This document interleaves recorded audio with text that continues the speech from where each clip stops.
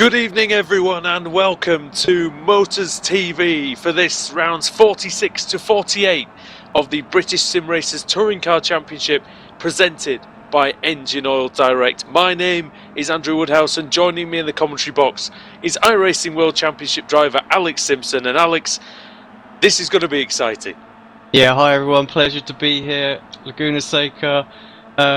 One of those sort of tracks that you either love it or hate it, and in recent years I've really started to enjoy the circuit.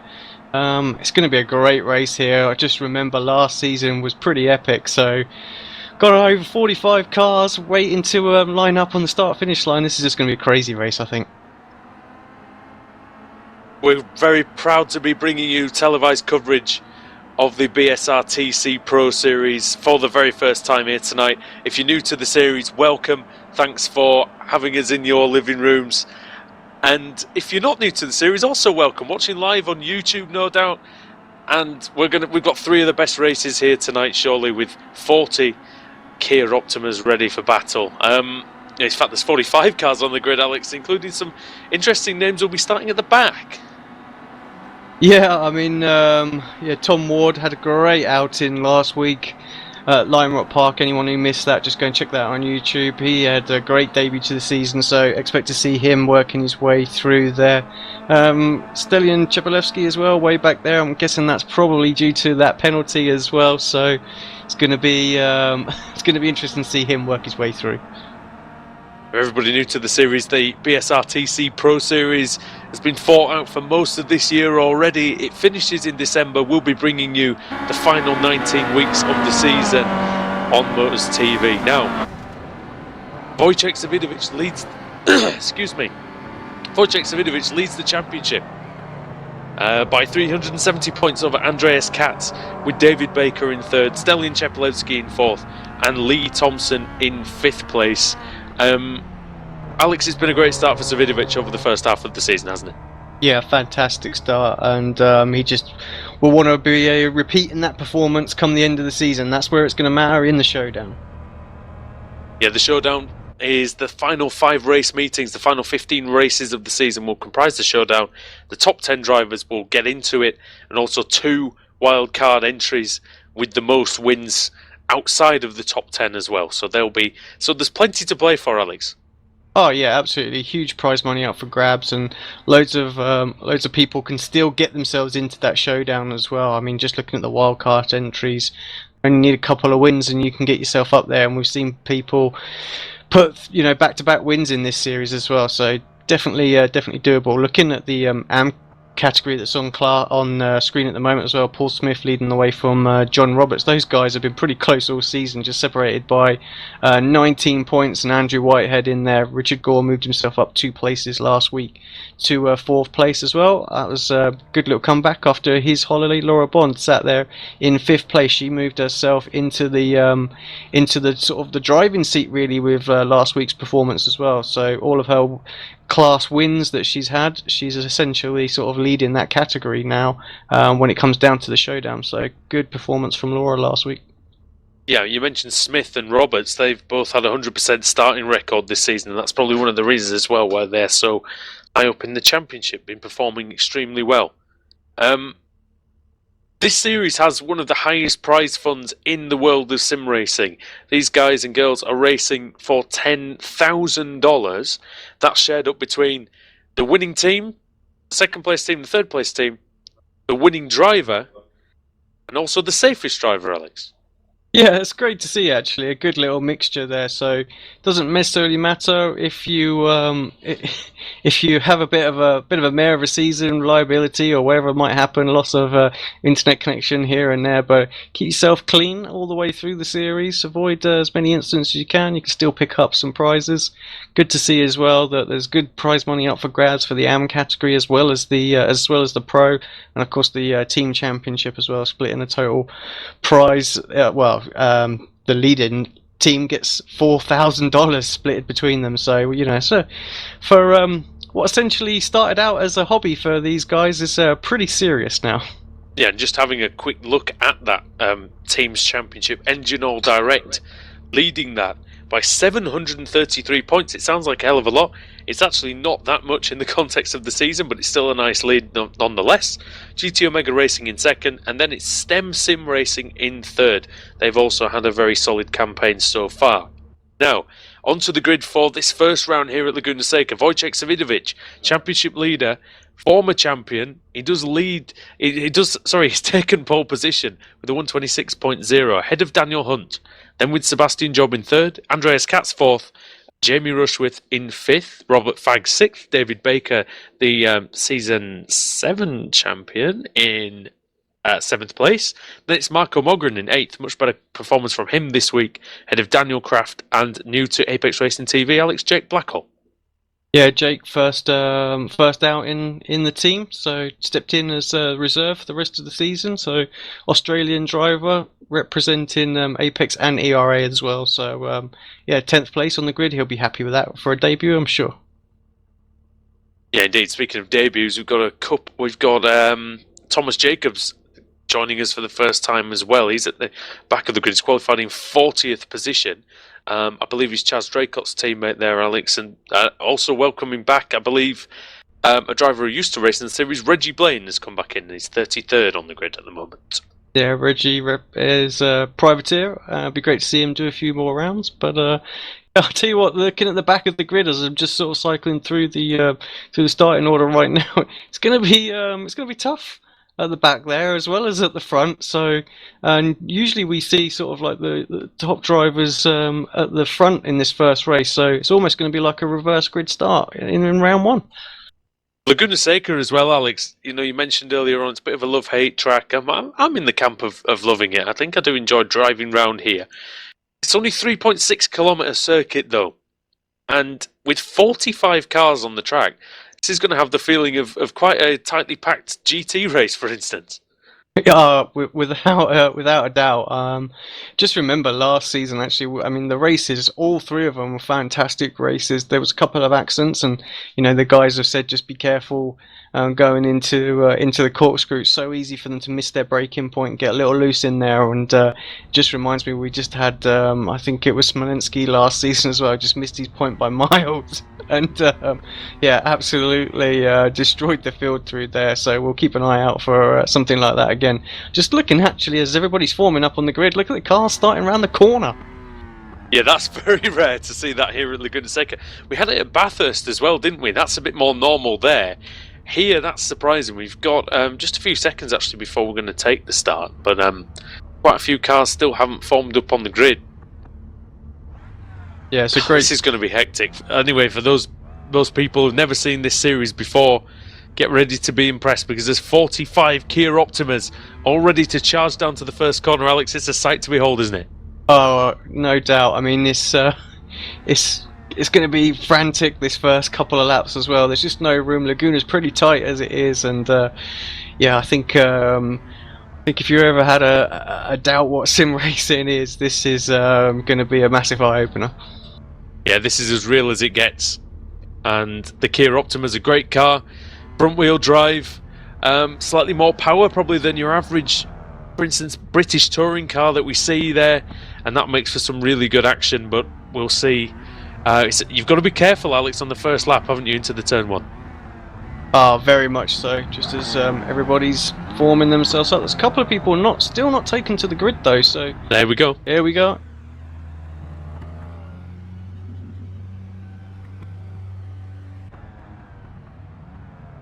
Just one, maybe two more getting ready.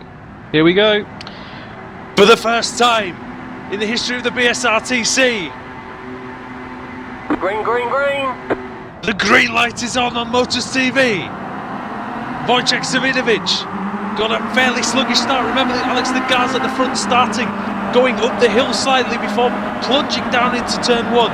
Savidovic takes the lead, and there's already a little bit of contact. That's Sebastian Job up into second already, past Daniel Hunt. There's a big crash coming down the hill as well. Couple of cars involved. Somebody on the grass in the middle of, I think that's Steve Hefford. Oh, and somebody's over. Couple of cars over actually in the back. Oh dear. And more cars. A couple of cars have gone completely. I wonder if we'll get a caution or not. I think it needs one. Big accident to start this race here at Laguna Seca. And it doesn't look like the safety car is out. It looks like it looks like Steve Richardson was on his roof as well for Power Max. Looks like Marco Mogren's got some problems, and there's somebody else turning around. I'm not sure what is going on out there right now. There's all sorts going on here. The yellow flag is out. And caution has come out. Safety car comes out. Because I think there was quite a lot going on there, Alex, and it looked like it was just carnage throughout the field. Yeah, let's take a quick look at that, maybe back on a replay, see if we can't see what's gone on there, because that's just crazy. I remember we had a little comment at the let's go back a little bit further. Actually, we had a little comment last week about saying let's get some of the horse driving out the way, but that start there looks like nobody's given anyone any room whatsoever, and no hell's broken loose. Well, the TV viewing public, we said they'd never seen anything like that, and potentially they still haven't. So there you go. That's one way to do it. Yeah, I mean, it was I'm just looking at anyway. the replay now. Actually, the initial crash going into turn one looks like they were checking up way early. Whereabouts did that start? That was just going through the last sort of like kink bit of the straight. Is that in the back of the field? I just don't know what's gone on there. Actually, just there was definitely not a enough room. A lot of people going checking up, and a lot of people not checking up there. Really, just pedal to the metal for some of them there. But yeah, a few drivers really cut out in that. I just having a look as we jump back live. This may actually allow Alex, a few of the drivers to get back into the pits, make that fast repair, and then come out and still be in the race. Yeah, exactly. Right, so let's just take a stock for a second and just see who was involved in that. So we've got Tom Ward involved in it, Mark Johnston, Dan Kraft, Jake Blackwell, Jamie Fluke, Steve Hefford, Dan Blake, Scott Malcolm, Reggie was in there as well. Steve Richardson, Ho Chan Lee, he's also... I don't think Ho Chan Lee started I the don't race. think he did he? And Ben Palmer didn't either. So, yeah, a lot of people involved in that at the start. Fortunately, they're going to get their repair. Obviously, for those new to the series as well, they will get a repaired car once instantly, so they drive back to the pits to get an instant repair and they continue. After that, that's it. And it's worth pointing out also for new people tuning in as well, every time they make a car contact they get what's called 4 times, so 4 times contact. So you can only get, how many points are they allowed to get in a race, Andrew? It's 13, isn't it, I think. So you're allowed iRacing, which is the service that we use, iRacing.com, has something called incident points. So it's not just like your typical console racing where you see people crashing all over the place and not getting punished for it. If you go off the track, as in all 4 wheels off of the racing surface, that's 1 point. If you make contact with the wall, that's usually 2. If you make contact with another car, it's usually 4, but it can be 1 or 2 depending on the severity, isn't it? Yeah, absolutely. So, and drivers if you reach that incident limit, you will be disqualified. Yeah, exactly. So I have to say that's probably the worst start we've seen all season. Actually, the start's generally been really, really good this season. So hopefully the rolling start will just clean it up a little bit.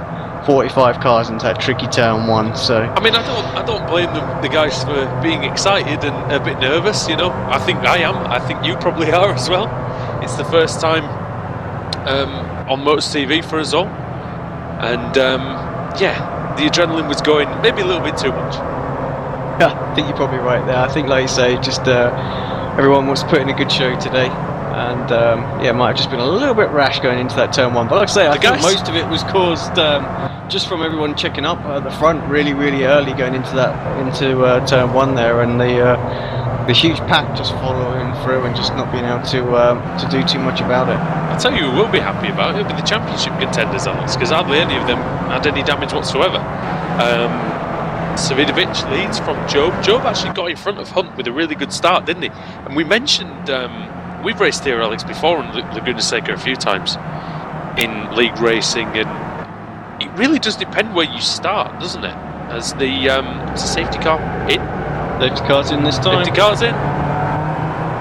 So Wojciech Sabinovic is going to lead us to the green. Green flag, green flag. And him and Job got a really good jump. Sebastian Job finished 4th in the World Championship race in the Williams FW31 at the weekend. Alex is a great talent. He's only 15 years old. Yeah, crazy ability, and these guys actually have a little bit of a sort of grudge match going on, if you would have it. They race each other in the Skip Barber series as well, so definitely big motivation to beat one another in this series. Daniel Hunt in 3rd for GT Omega Racing, then it's Jamie Rushworth, Power Max Sim Racing, then Andreas Katz for Leo Bodner Motorsport with the 1 plate on his car. He is the reigning series champion.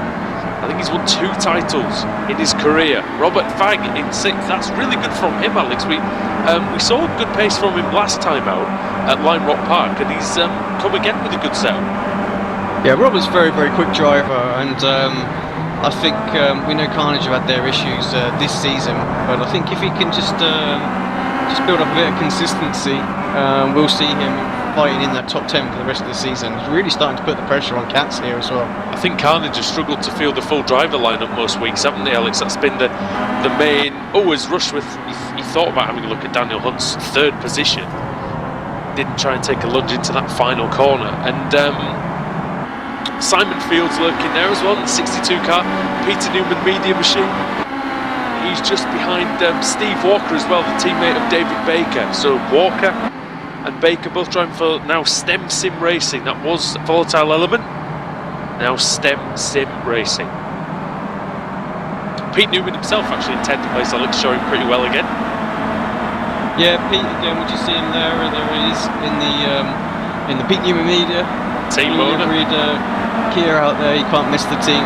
Usually very strong competitors as well, so expect to see a lot of his teammates in and around him. It always seems to be that they're always in a big gaggle together, aren't they, the Pete Newman cars there? They're obviously very evenly matched. Alexander Smolensky for Laser Tools is just behind them as well, with the Scottish flag on his roof. He's not Scottish, he's Bulgarian, but he's flying the flag beautifully for the team from north of the border, Alex. Yeah, indeed. Great to see them commit to the series as well. He's in the top 10 as well. Just having a quick look, actually. Jay Wright is just coming under a little bit of pressure from Later out there as well. So Leo Bodner Motorsports against the GT Omega car there as well. So it was actually Jay was on the offensive, trying to get past Eurone just a couple of corners back, but all of a sudden seems to have dropped back. Just got a couple of wheels in the gravel. Yeah, Andrew Whitehead's having a look.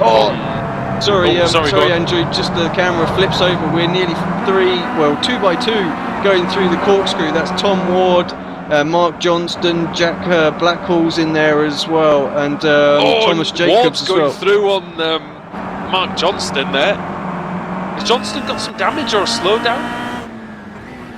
It looked like he was very slow through that final sector. And the Apex car goes to the inside line now.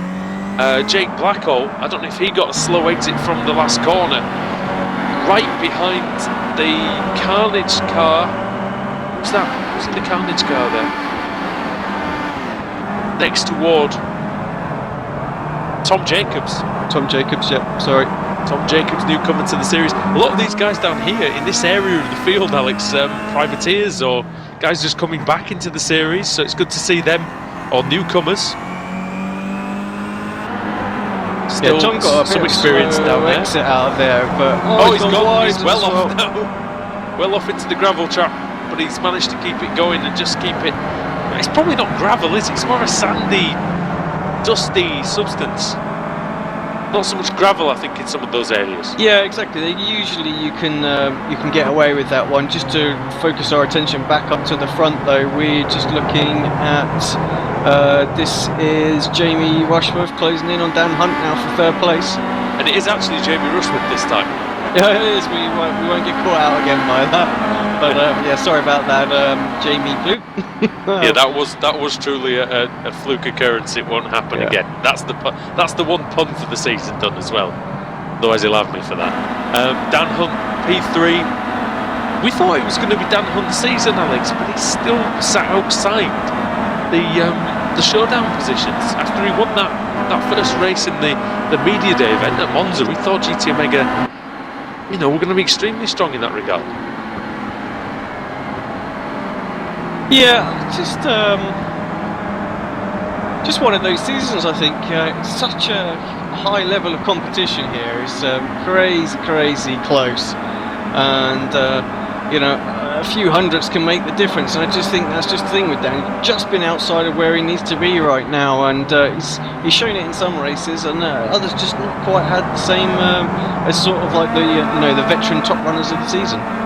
One thing that's starting to materialise is the fact that there's a 3-second gap between Pete Newman in 10 and Alexander Smolensky in 11th. Now Smolensky's starting to back up the three-way group of Richard Gore for Apex Racing TV, Robert Plumley for STEM, and then Laura Bond for PowerMax. Now Smolensky's beginning to hold up the Apex car, Alex. Yeah, it definitely looks like that. Just looking at the sector times on screen at the moment, it's not too much difference between those in the first sector. Definitely the second sector, Richard much quicker, but I guess he got a little close and actually lost time in the final sector there. And very different lines going into turn one there. John Roberts looking like he's going to go for a move on Colin Cunniff. Cunniff to the inside. Friction Racing, he defends the inside line. Roberts, who was leading the AM category for most of the early part of the season, he's now relinquished that to Paul Smith. Smith is one of our commentary colleagues. He's sat 2 places in front of him right now. He's got Cunniff between himself and Roberts, but Paul with a little damage on that car.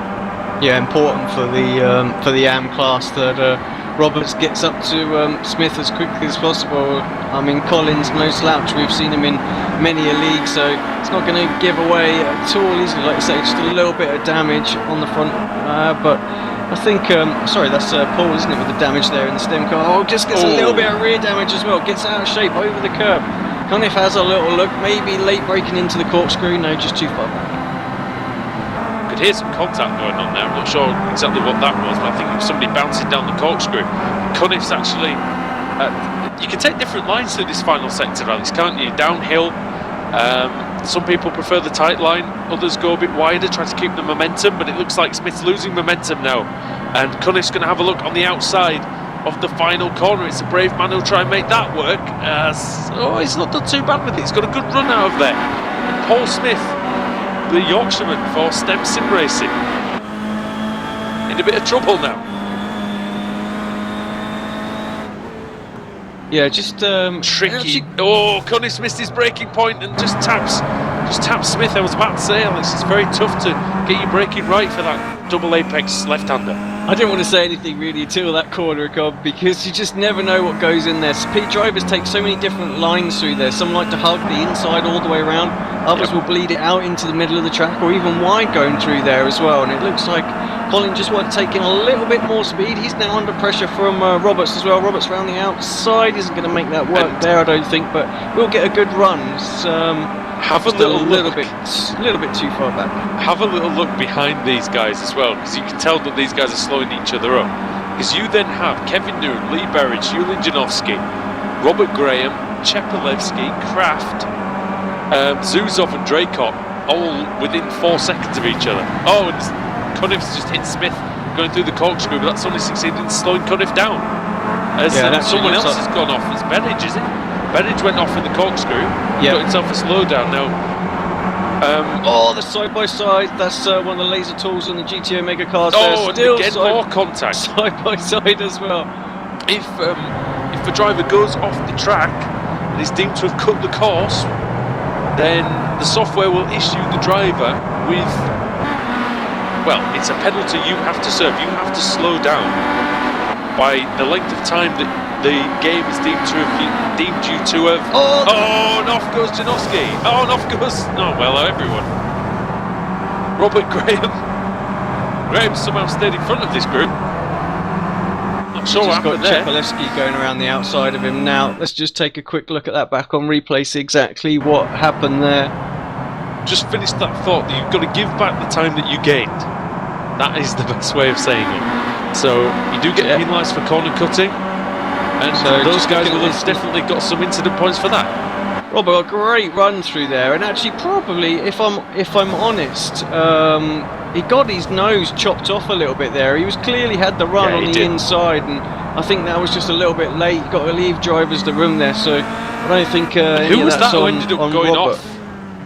Dan Kraft. Dan Kraft ended up being the outside. victim of that. Yeah, it was Kraft. Yeah, Former multiple race winner Dan Kraft.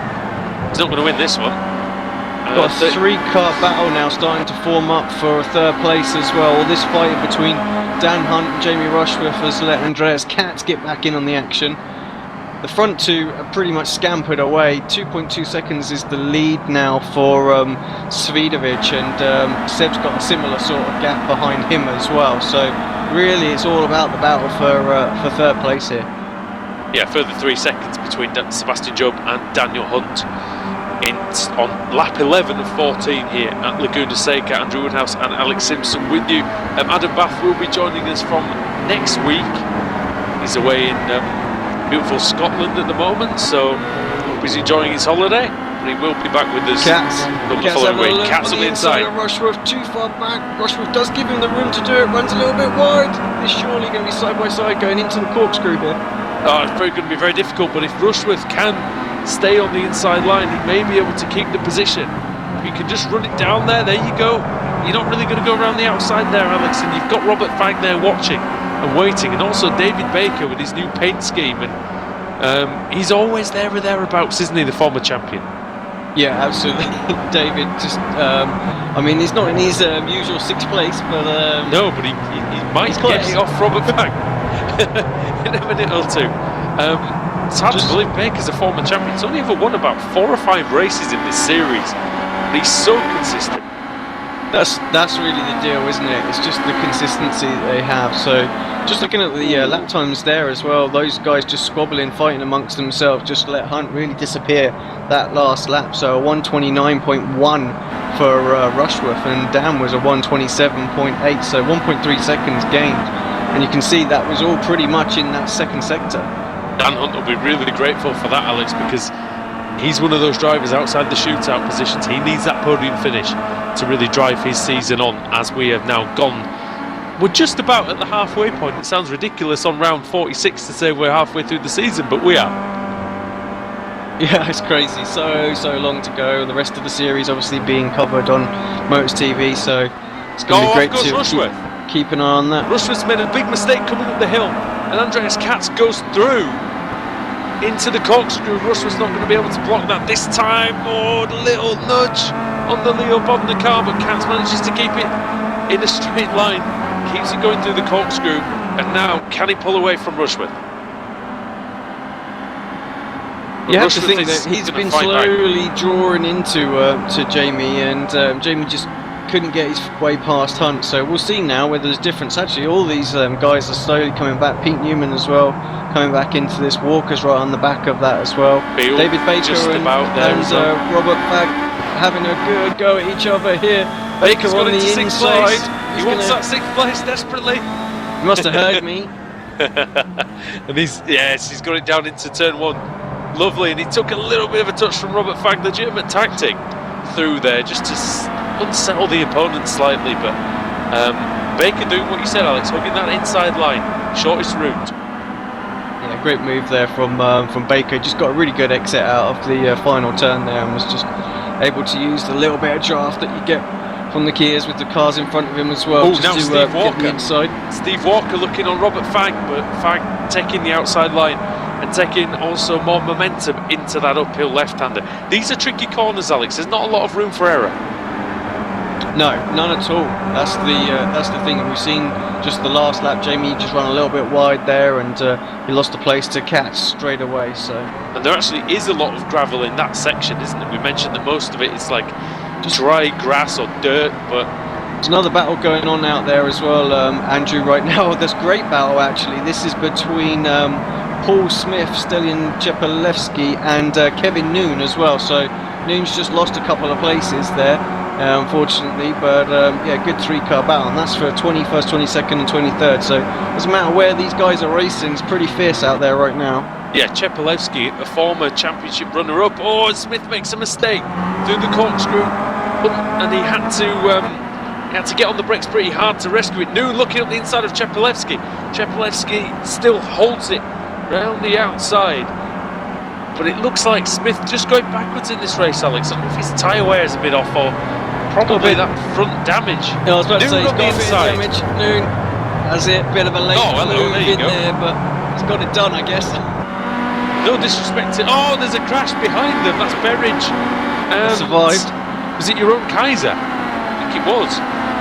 Yeah, no disrespect to Kevin Noon, but it's not often you see him put a move on Chepelevsky like. No, not at all. So, as yeah, Cheppy's coming back in the hairpin. Chepelevsky had to start from the back of the grid for causing a multiple car collision actually in Lime Rock Park. So he was punished for that, and he's in 23rd place now. Need to switch our focus to the leader. Here we are on the final lap. Coming through. Yeah, race has absolutely flown by again. Caution aiding to that, but Svidovic just got a great restart there. Sebastian just not able to get close enough to make any kind of a challenge, and he just drove away at the front of the field. Absolutely faultless race today. Championship leader and the first winner on Motors TV. Wojciech Svidovic takes the checkered flag. Sebastian Job in second. Daniel Hunt's going to come across in third. Well-deserved podium, a hard-fought one. Andreas Katz P4, fifth for Rushworth, sixth for Baker. Lol. Robert Fagg in seventh. Then is Pete Newman eighth. Ninth, Steve Walker. And 10th, Simon Field. Good opener, Alex. Good, very hard fought. Yeah, very, very hard fought out there. So great battles throughout the field. There's still some going off now, actually. I'm just going to quickly look. Tom Ward, here we are. I'm going into the final corner, just 0.2 of a second behind Zuzov. So, he's not quite got the exit that he wanted out there. Clark just sort of snatched on him through the middle of the corner. Oh, he nearly got him though. Look at the state of Zuzov's car. He was up there in the safest driver standing Stanimir Zuzov, but every week since we mentioned that the first time, Alex, he seems to have been in the wars. Yeah, I know. I think it's probably just best not to say anything about the safest driver. I think so. Just find out who it is at the end. Yeah, exactly. I have to say, I'm a little disappointed with the massive collision at the start there. Fortunately, the caution did give everybody the chance to get themselves back to the pits and continue. But pretty interesting race. I think the reverse grid is going to be equally interesting. I think a lot of drivers really struggled to make a move here. Yeah, I mean, if nobody makes a mistake, I think it's very difficult round here. But however, having said that, the reverse grid may change all that. We may just see an absolute barn burner of a second race. The 12 drivers get reversed for second race. Now, it's 15th to 26th is the reverse grid area that you have to be in. And that's determined by the magic dice, Alex, which you're going to bring up for us now. Yeah, just having a quick look at the final results before we do that, so we can see who is in with a shout of getting the pole position. But just having a look at that, results there, actually, very, very close all the way through. But yeah, if you just want to take us through 15th through to 26th, so as those are the magic reverse grid spots. Right, so Russell Laidler is in 15th place. Ellis Stevens in 16th, Jay Wright in 17th, then Colin Cunniff 18th, John Roberts 19th, Andrew Whitehead in 20th, Paul Smith 21st, Kevin Noon 22nd, Stallion Chepelevsky in 23rd, Robert Graham 24th, Stanimir Zuzov 25th, and Tom Ward in 26th. So what's it going to be? We've got the random number dice.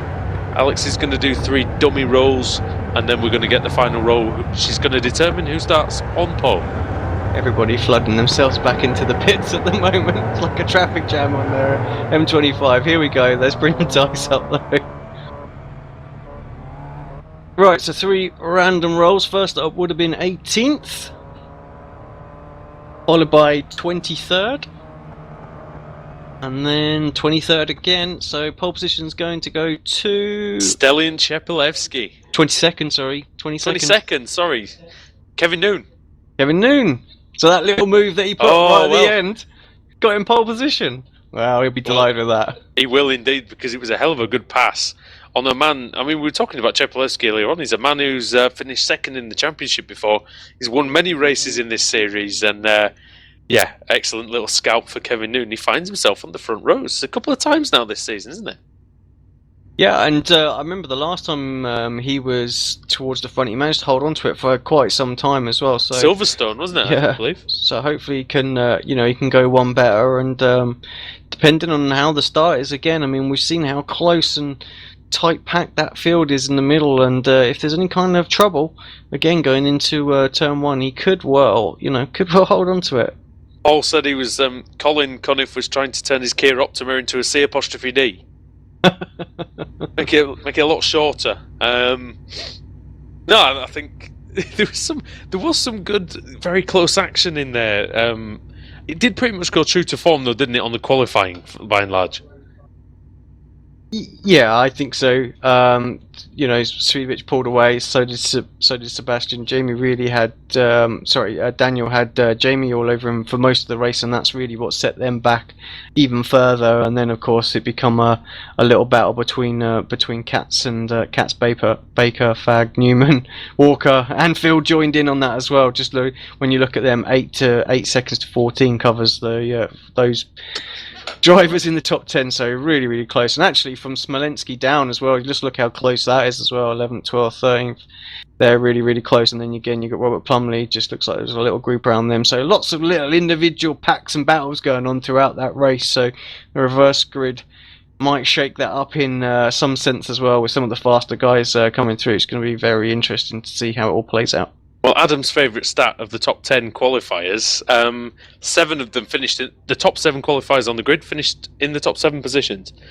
So, but I think that's safe to say, Alex, it's not going to happen in race 2, is it? This is very much the calm before the storm. Yeah, most from what we've seen from previous races, race one is usually the safer of the three. So who knows what we're going to get in that next one. All right, so thanks for joining us for race 1. We'll be back after this for race 2 here from Laguna Seca.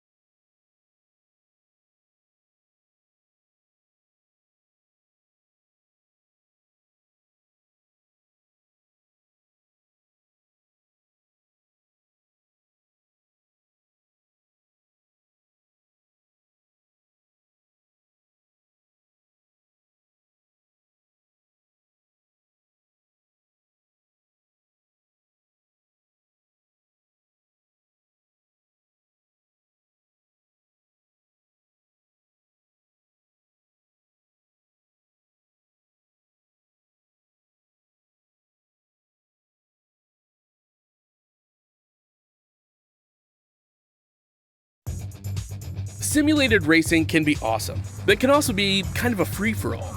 Interestingly, auto racing faced the same problem in its earlier days. Whether it was on the back roads, the beaches, or the city streets, the racing was fun.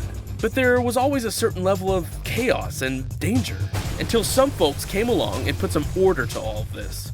Stuff like official racetracks, regulations about weight and equipment, and enforcement of standards. That's what gave us high-speed excitement, fast-paced action, and photo finishes. That's when racing became racing.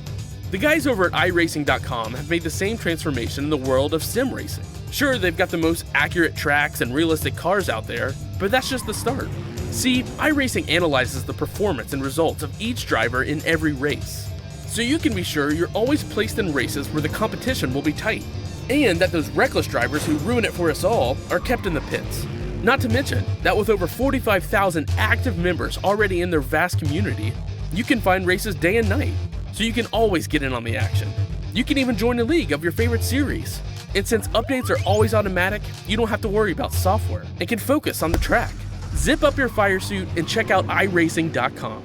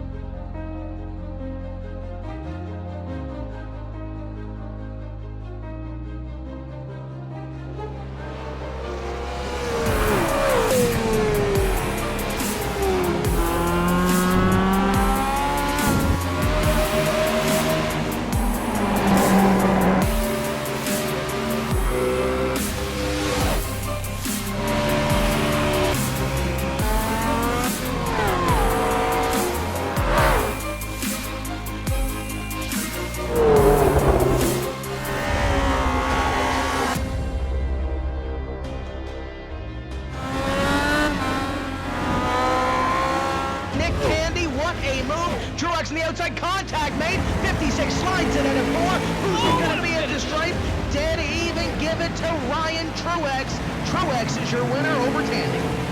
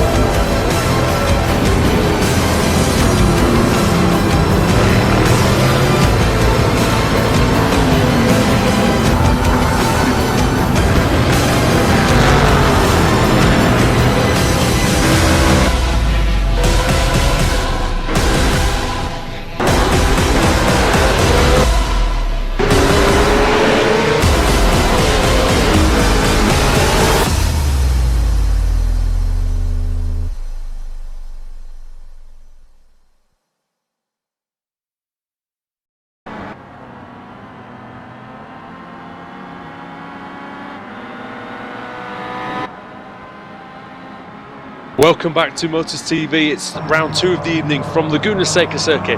It's the British Sim Racers Touring Car Pro Series presented by Engine Oil Direct. Andrew Woodhouse with iRacing World Championship driver Alex Simpson. Alex, it wasn't the most exciting of race 1s ever. We had a bit of an incident at the start, but race 2 should be spiced up greatly with the reverse grid draw. Yeah, I like your way of explaining a bit of an incident at the start. So pretty much 4 or 5 real big collisions there. But actually the caution settled it down a little bit, and the restart there just really proved and showed that everybody was going to struggle to overtake around here tonight. I mean, it is a short track, but normally you can get passes done in these Kias. I mean, drivers were able to. Down into turn 1 and then really into the final turn we saw a couple as well. So it's going to be tough for the guys who are on the reverse sort of Sebastian Wojciech way back there in 22nd place. So it's going to be really tricky for them. Yeah, the circuit didn't really claim that many victims itself. It was mostly other drivers at the start of the race, but the reverse grid always brings interest and it always brings frantic racing. And one of the things that people will see watching this series is it's very close, very competitive. So a driver who is 20th, 25th in most normal series, you can argue they're not really that good. In this series, they're every bit as quick, Alex, as the front runners. Yeah, absolutely. The whole pack. I mean, we had a race earlier on this season that was just covered by about second for the whole grid. Just as we're having a very quick look at the weather conditions out there as well now. Track temperature only 24 degrees, so not freezing cold, but not warm by any means. Partly so that's cloudy. The air temperature, isn't it? Sorry, that's the air temperature. Sorry, yes, partly cloudy as well. But it's very windy, I think, and I don't know if that'll affect these Kias that much. But that might be playing into some of it at the start, maybe with the slightly cold rear tyres like we've seen in previous times. Just sort of helps them around on their way if they get a little loose. 20-mile-an-hour winds here, 31 kilometres an hour from the west. It might just unsettle the cars in some of the braking areas though, Alex. I mean, these Kias, they don't have a great deal of downforce, but they do have some aero, sensitivity, don't they, at times? I think that's, actually, the rear wing level plays quite a big part into the performance of the car. I often hear the guys talking about what wing level they're running, so, the aeros does have quite a big factor. A lot of drivers think, no, it's just it's just a sort of front-wheel drive sports car kind of thing, and tin top doesn't really matter. But that really is the difference, and that's where the guys focus a lot of their attention on, just getting their pressure cambers just right, and then making sure that their aero levels are spot on, so they're not too slow in the straight line, but they've got enough downforce to keep that rear end in check. You've now raced here several times, Alex, and like you said, you've professed your newfound love for this circuit. I want to talk to you about the corkscrew, because it's one of the most iconic corners in motor racing. How do you approach it? Do you approach it with caution, or do you see it as an area where you can gain time on your rivals? What's the mindset? I close my eyes and hope for the best, I think. Excellent. That's the way to do it, isn't it?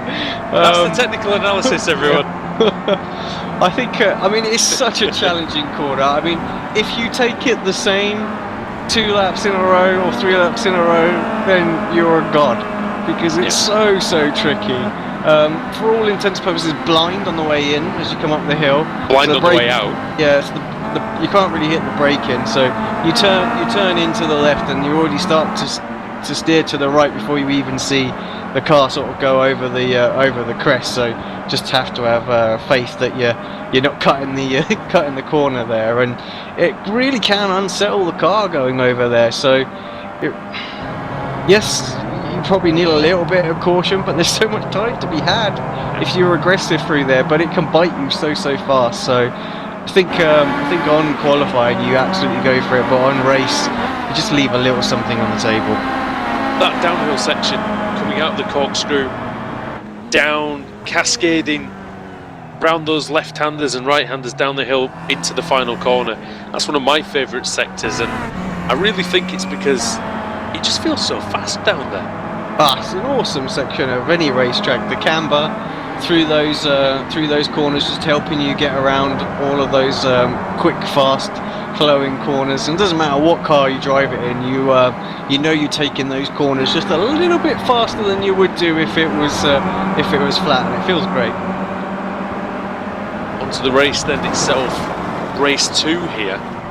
Stelian Chepelevsky on pole position, and in some cases, Alex, that penalty that he sustained from causing the collision at Lime Rock Park actually helped him out a little bit, because he's been given this reverse grid pole now. Sorry, it's Kevin Noon, isn't it? We'll start Kevin, that bit again. We'll wipe that bit off. We've got that one out in post-production. The joys Kevin of that Newton's now. on pole position, yes, and Stelian Chepelevsky's nowhere.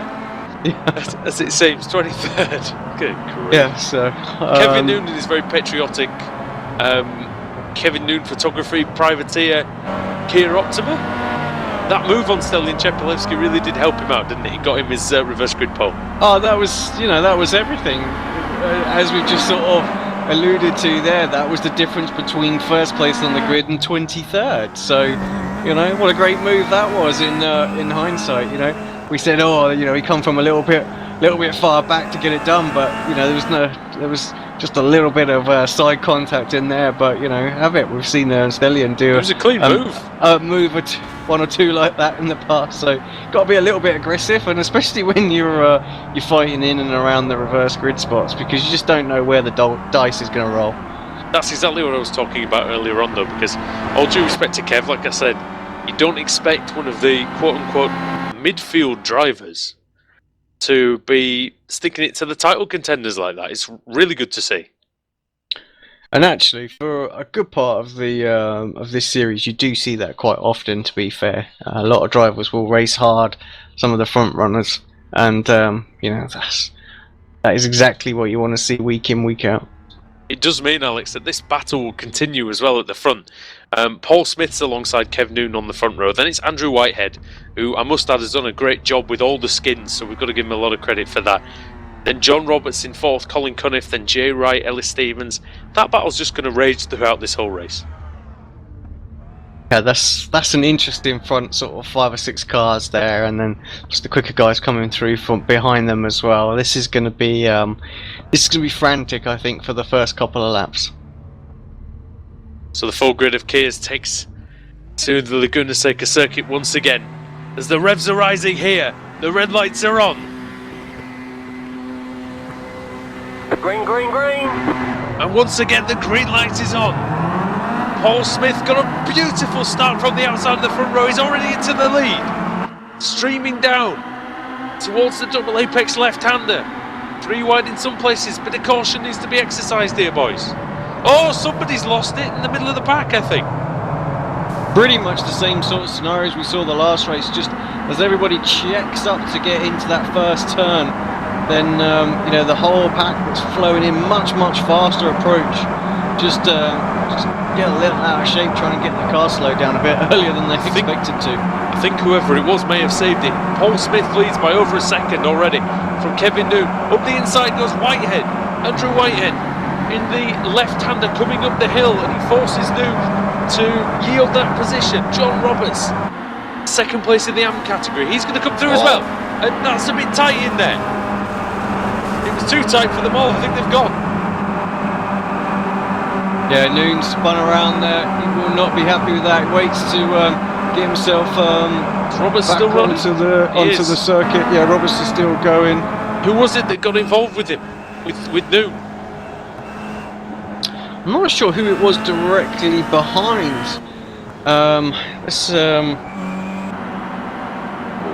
Just trying to see. I thought it was one of the friction cars, so I'm not really sure who was in and around there at that particular time. So Paul Smith will be licking his chops, Alex. He's miles in front of the moment. He already leads by 2.8 seconds. I mean, that's just crazy. That's exactly what you want. I mean, poor Kevin, he'll be absolutely gutted with that. As Laidler goes for a move on Whitehead into turn 1. Great move. Just late. I think it was Roberts. Whitehead.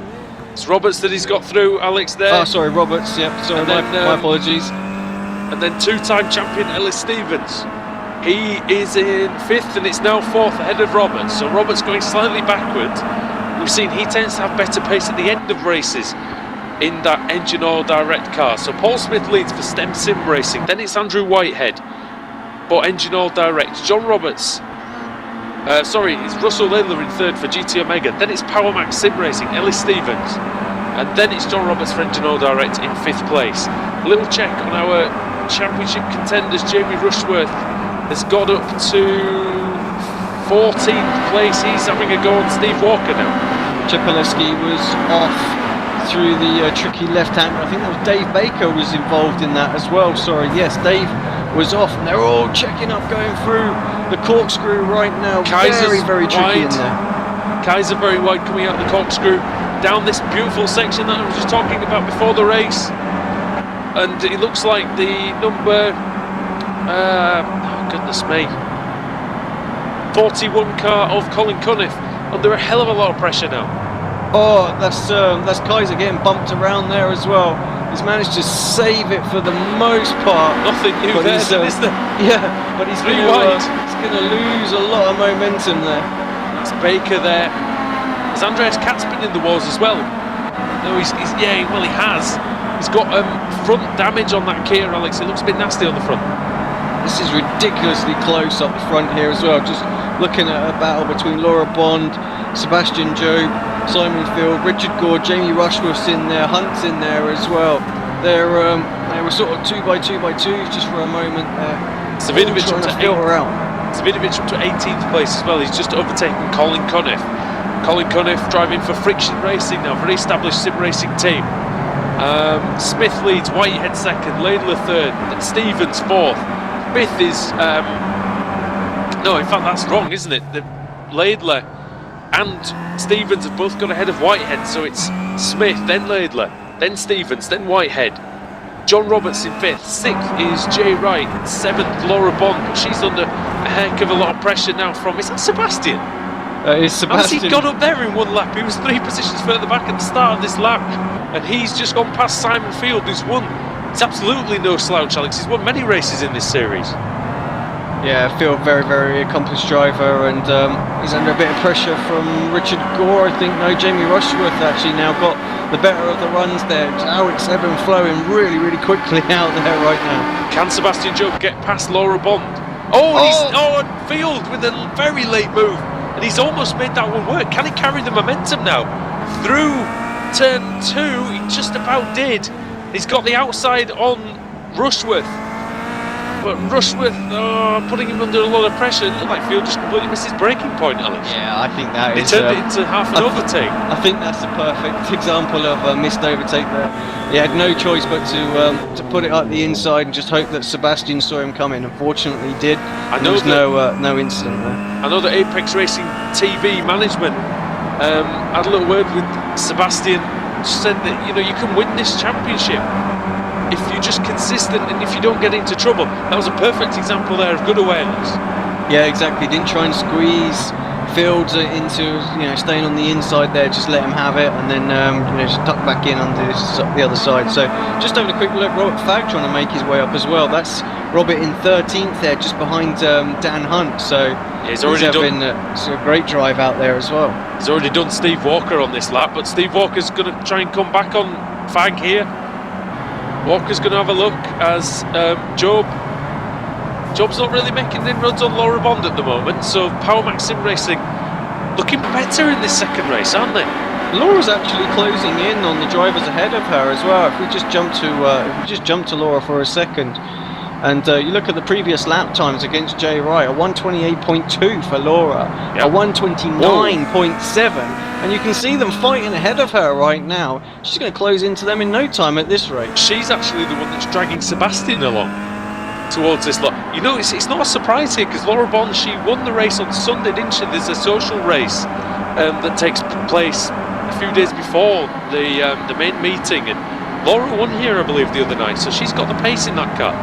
She's still looking for her first win in the series. I don't think it's going to come today, but who knows? Yeah, like you say, you never do know. Looking very, very strong right now, coming under a little bit of pressure again. Just look. Jobe's having to push hard to stay with her. As Bond now, is she going to have to defend into the corkscrew? This is where Jobe needs to be a little judicious, and he is. Oh, there's someone off there. Who's that off? Is that Whitehead off. Whitehead? Yeah, Whitehead off, and that's going to allow Roberts, his teammate, and Jay Wright to go through. May provide the opening for Bond and Job and Rushworth. And Laura's got a nice run through there. Is she going to have a go on Whitehead? But she's going to let. Job's going to have a look. Bit of contact between Bond and Whitehead. Job forced off, and Rushworth forced off onto the runoff area. Yeah, Laura's Rushworth's lost gonna two go spots there. around his teammate there, pick that place up. Still got a half a chance of getting Job. Laura lacking perhaps back up the inside. She doesn't want to hit Jamie there, but she controlled the braking well, and Rushworth round the outside. They need to get back single file, don't they, because it's just slowing them down at the moment. However, Whitehead... Laura just got a little tap from the field from behind there. Just saw her have to correct it while we were on board for a second. Robert Fagg and Steve Walker side by side as well. And in fact, Alex, a lot of the quicker drivers now, they're all bunching up in the centre of the field. And it's... off goes Chepelevsky, I believe. Into the wall, and he's out. Big crash there from Chepelevsky. Let's just take a quick look at that back on replay and see exactly what it was that caused that. I was going to say they're all bunching up though, Alex, some of the quicker men. So he was side by side here with one of the Pete Newman media cars. I'm not entirely sure who that is. Steve Walker comes steaming in, goodness me. 1 second, Almost. just having a little look at this. Just trying to see what happened there. Do you know what? It's one of those examples of just like a little bit of contact on the rear quarter panel, just sent him flying into the wall. Savidovic just got a little tag on him, and it just, that's pretty much his race over, so he'll be gutted. Good defensive driving there from Jay Wright through the final corner. He basically parked his car on the apex. Seb could do nothing but run into him. Also, Whitehead was slow through the final corner. Laura Bond hit him in the rear, and that meant that Simon Fields managed to go round Bond and possibly round Whitehead as well. Yes, he did make that move stick. So Field up to 8th place. Sorry, 7th. No, Field's right. Field is into 8th place. Jamie in Sorry, Jay Wright's 7th. in 5th. Sorry, it wasn't Jay Wright, it was Whitehead. Sorry, apologies. As Job has a little look to the inside of Wright there. Also, Richard Gore having a look on Daniel Craft a little bit further back. Good move Good from battling. Job. Good battling out there. Crazy close there, and you're right. Just this is Gore and Craft having a battle. So Craft maybe's got a little run. We'll perhaps have a little look into the corkscrew here, side by side, late on braking for both drivers. Richard gives him the rhythm on the inside. He's got the inside for the right-hander part of it. Will he get a good enough drive out of it? He does, yes indeed. So great defensive driving from Richard there. And Savidovic now, championship leader, looking Smolinski's around the outside. off wide. Smolinski's out of control. And did he give anyone a nudge, did he? I think he gives some it might people not a have been nudge. Smolinski. No, it was... It wasn't, was it? Graham it was, was out of Robert control. Graham, yeah. And Baker's involved. Kaiser turning Graham. And Graham did really well to save that, Alex. That was pretty tough. That is pretty close racing around there right now. So tight in this mid-pack right now. No one can even move. Looks like a DTM race out there right now. Job's still behind. And that's Kaiser giving Graham a little nudge back. So maybe a little bit of retaliation from the last turn there. I don't know, but Graham saves the car nonetheless. And these guys just need to be careful because they're in reverse grid positions, Alex. They don't want to have a race ender here. Just having a little look at another battle. We jump back to Laura as well. She's got Robert Fagg around the outside right now. Look at that. They're so close, and you got Dan Hunt trying to get in on the mix at the same time. Bonds had to concede the place at least to Fagg just to hold on to the spot from Hunt. Whitehead doesn't get a very good line either. Whitehead's struggling as well, Alex. He's really struggling now, and Bond comes in and hits Whitehead. Whitehead was really slow under braking there for the corkscrew, Alex. And now look, there's a slowdown penalty for Fagg, I think, as well. Yeah, and Whitehead again, got I think. all sorts of problems. I don't know if he's got tyre issues. Remember, the front tyres just take a pounding in this heat. But yeah, like you say, he does seem slow. Is he ducking into the pit lane? No, he's not. But just this pack all of a sudden has dropped back 4.5 seconds. And they've really from, got from Wright Yeah, it's just one slow lap, isn't it? A couple of slowdowns, a couple of people fighting in the middle of that pack. Wojciech Savinovic, Pete Newman is there, Steve Burke's there, Dave Baker's there, Andreas Katz is in there somewhere as well. 20 cars separated by 5 seconds, Alex, at this point. Yeah, it's just ridiculous. Katz is right at the back of that field as well, just behind your own Kaiser right now, and he'll be looking at that thinking, I've got 6 laps to go, what am I going to do? Kaiser's got horrible front right damage on that Kia Optima as well, so that'll be affecting him around this predominantly right-hand circuit. Yeah, just on board with our championship leader as well, Svinovic down in 17th place. He's just not been able to progress through this field at all. We said it was going to be tricky for these guys to move, and of course he had the biggest job to do. Yeah, indeed. And just having a quick look as well, Sebastian Job has finally got past John Roberts, and Rushworth has gone with him, so the current iRacing.com World Championship Series driver Job and then former BSRTC champion Jamie Rushworth have made a little break for it now, but they're 5 seconds behind Russell Laidler, Alex, so I don't think they're going to get any further as Laidler goes off in his pursuit of Ellis Stevens, who he'll be very happy with. I know he's obviously wanted to win the race and catch Paul Smith, the 2.1 second gap, but if Stevens can get a second, I think he'll be thoroughly satisfied. I think you're absolutely right there. I think it'd be a great drive from Ellis. He got himself into that position quite early on in the race, and he's been able to hold Laidler off for the best part of this race now. And looking at the lap times, they're all very, very similar. There's not an awful lot going on between them, so all well in the mid 128s there. So Smith. Actually Laidler just about the quickest, but we're only talking by about 4/100ths of a second. Look at this gaggle, mate. 14th on back, Pete Newman, and then he's got some friends with him. Oh wow! When you just that shot there that you just saw, Pete just going through the field there, and all of a sudden it's just this massive pack just follows him through it, and there's still some flowing around the corner right now as well. He's under a lot of pressure from Thor. He bounced off the curb, and that slightly unsettled him, but I think he's okay. You can see that pretty much every corner on that Kia's got some sort of damage or denting on it. He's been beaten up a little bit, Newman, but he's gone forward from, well, he's barely moved forward, 15th on the grid, 14th now in the race.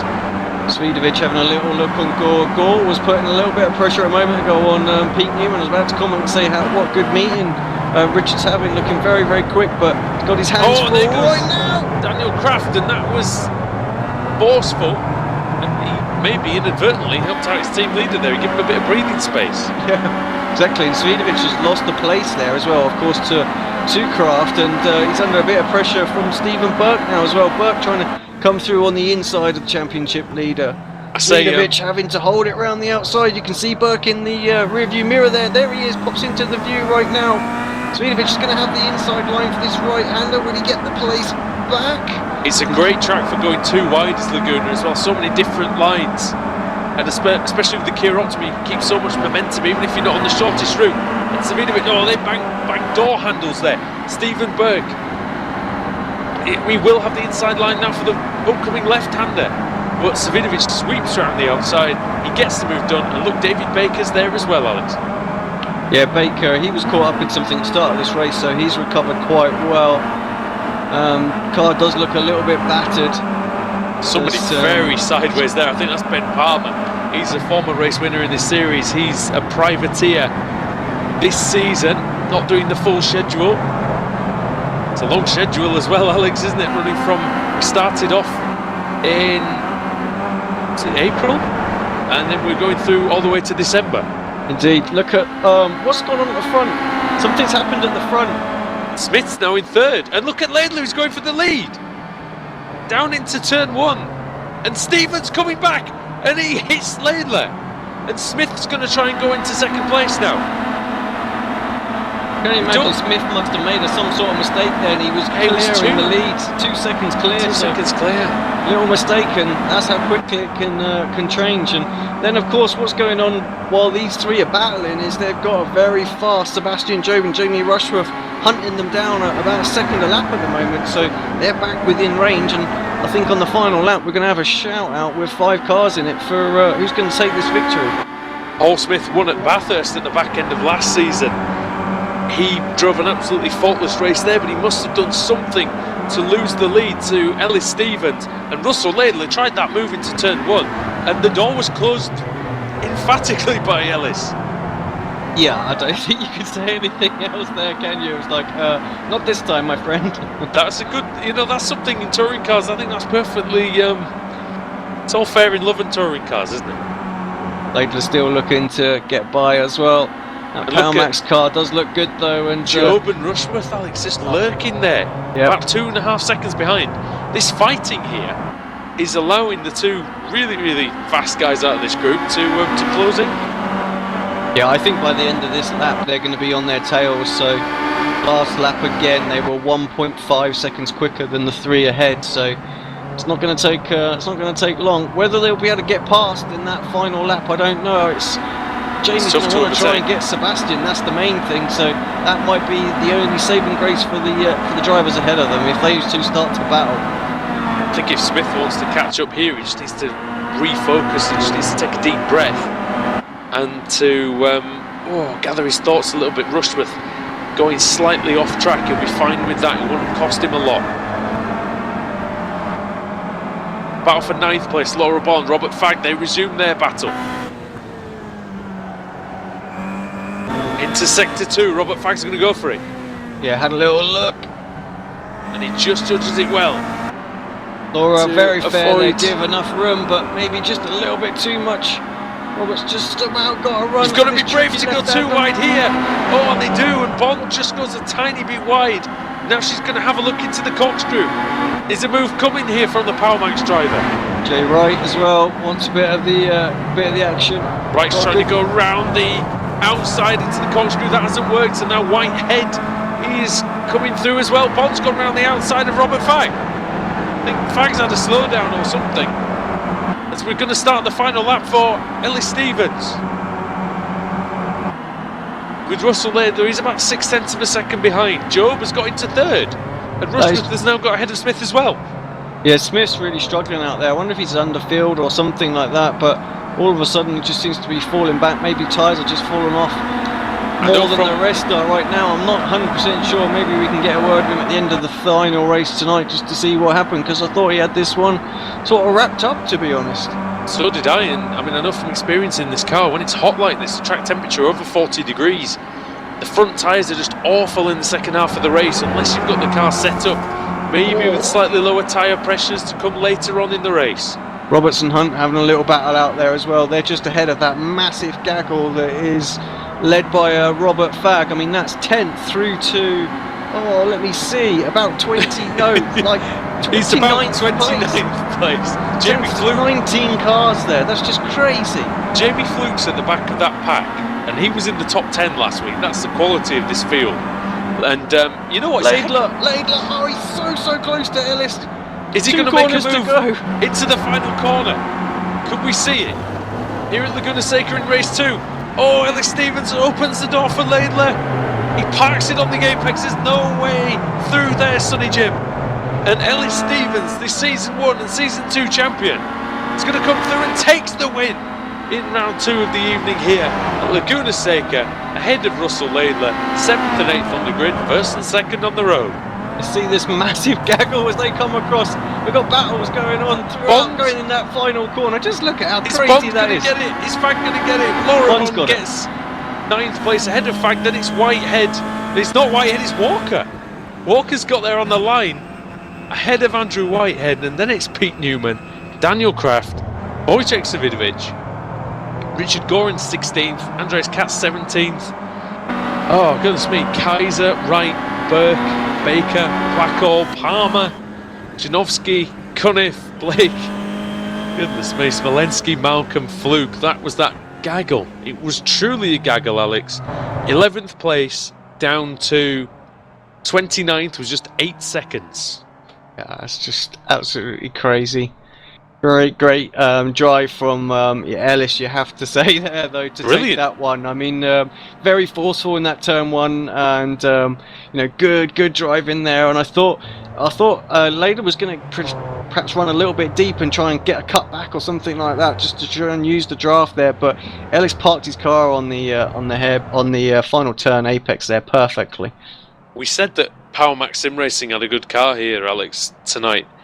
And, Stevens proved it. Bond was showing well early on, but Stevens managed his tyres, he managed his race, and he made the move when it mattered. Yeah, absolutely. Great driving from those. Every now and again we see Ellis come up with a champion's drive, don't we, that reminds us that he's a two-time champion of this series. Yeah, indeed.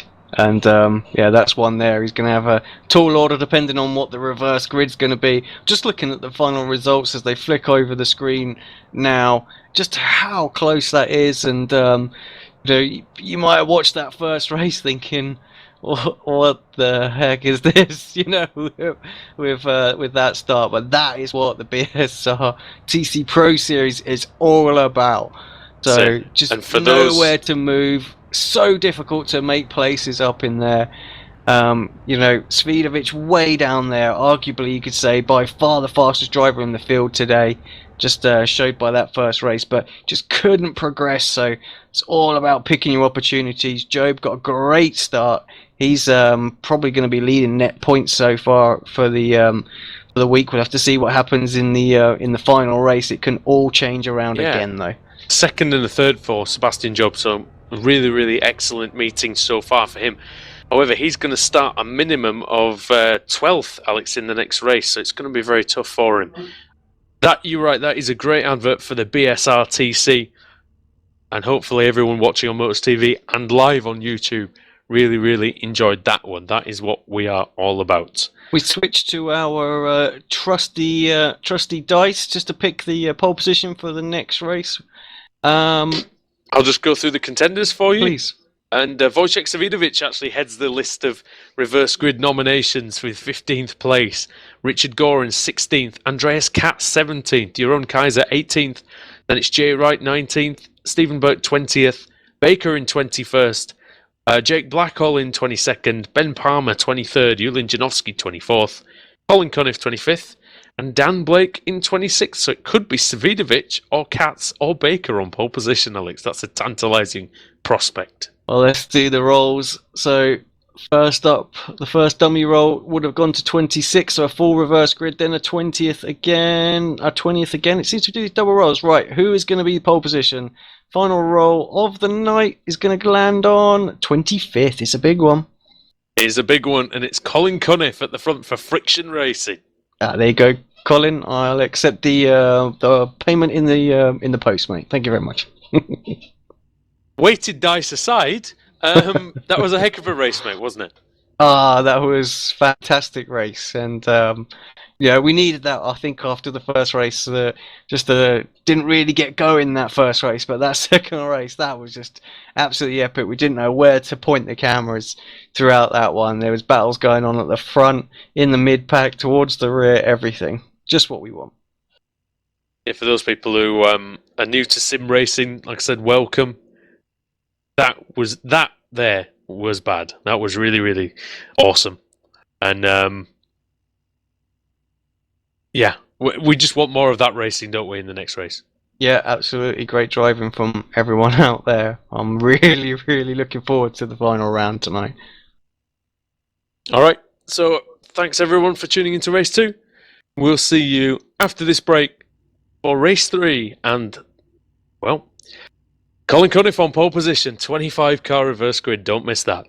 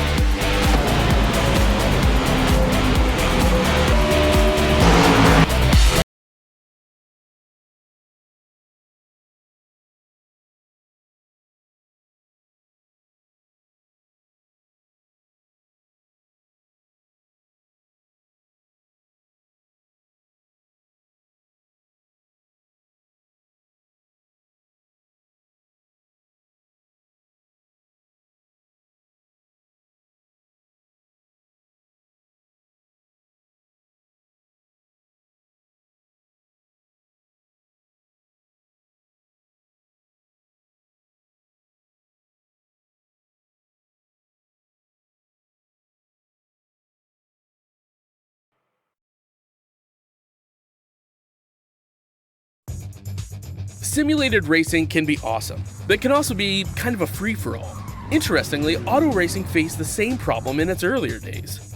Whether it was on the back roads, the beaches, or the city streets, the racing was fun. But there was always a certain level of chaos and danger, until some folks came along and put some order to all of this. Stuff like official racetracks, regulations about weight and equipment, and enforcement of standards. That's what gave us high-speed excitement, fast-paced action, and photo finishes. That's when racing became racing. The guys over at iRacing.com have made the same transformation in the world of sim racing. Sure, they've got the most accurate tracks and realistic cars out there, but that's just the start. See, iRacing analyzes the performance and results of each driver in every race, so you can be sure you're always placed in races where the competition will be tight, and that those reckless drivers who ruin it for us all are kept in the pits. Not to mention that with over 45,000 active members already in their vast community, you can find races day and night, so you can always get in on the action. You can even join a league of your favorite series. And since updates are always automatic, you don't have to worry about software and can focus on the track. Zip up your fire suit and check out iRacing.com.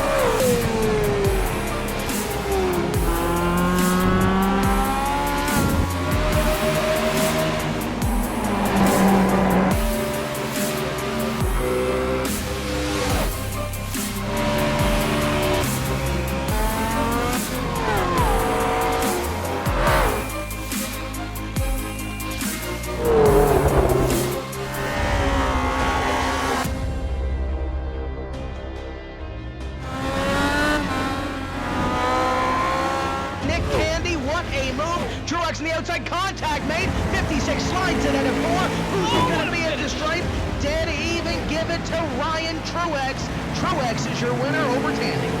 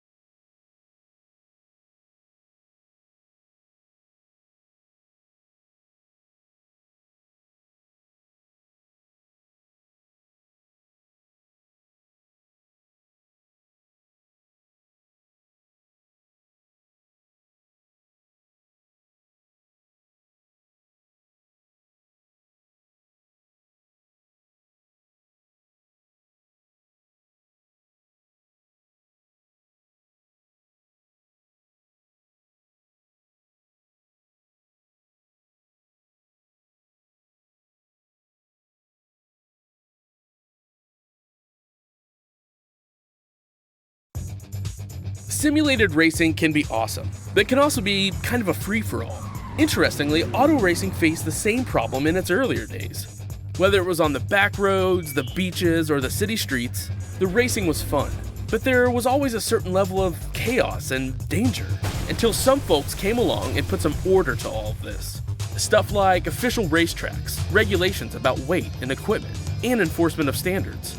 That's what gave us high-speed excitement, fast-paced action, and photo finishes. That's when racing became racing. The guys over at iRacing.com have made the same transformation in the world of sim racing. Sure, they've got the most accurate tracks and realistic cars out there, but that's just the start. See, iRacing analyzes the performance and results of each driver in every race, so you can be sure you're always placed in races where the competition will be tight, and that those reckless drivers who ruin it for us all are kept in the pits. Not to mention that with over 45,000 active members already in their vast community, you can find races day and night, so you can always get in on the action. You can even join a league of your favorite series. And since updates are always automatic, you don't have to worry about software and can focus on the track. Zip up your fire suit and check out iRacing.com.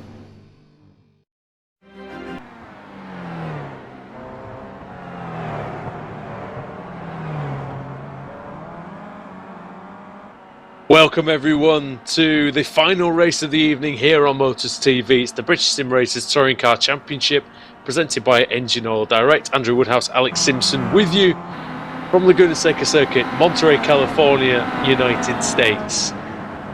Alex, we had nearly a full reverse grid for this race. 25 cars will be swapped around. Colin Cunniff will be on pole position, and it leaves the championship contenders with a lot to do. Oh yeah, once again, going to be very, very tricky. I mean, Svidovic struggled a little bit in that last race, but of course he'll be in a relatively reasonable place this one, so perhaps can make some ground up on his rivals this time. So, but yeah, I think we're going to have another great race on our hand this time as well. Just looking at that grid, who's in and around it. I mean, just so crazy close that last time. I think we're going to be in for a treat here. Slightly cooler track as well this time, 38 degrees track temperature, still that 31 km/h wind though as well. And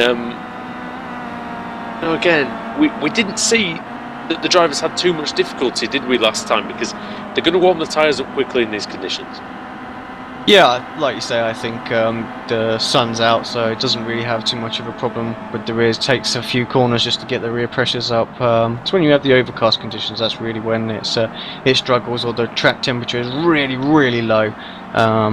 But yeah, everyone can look forward to that. With an ambient temperature around about 24, we're okay.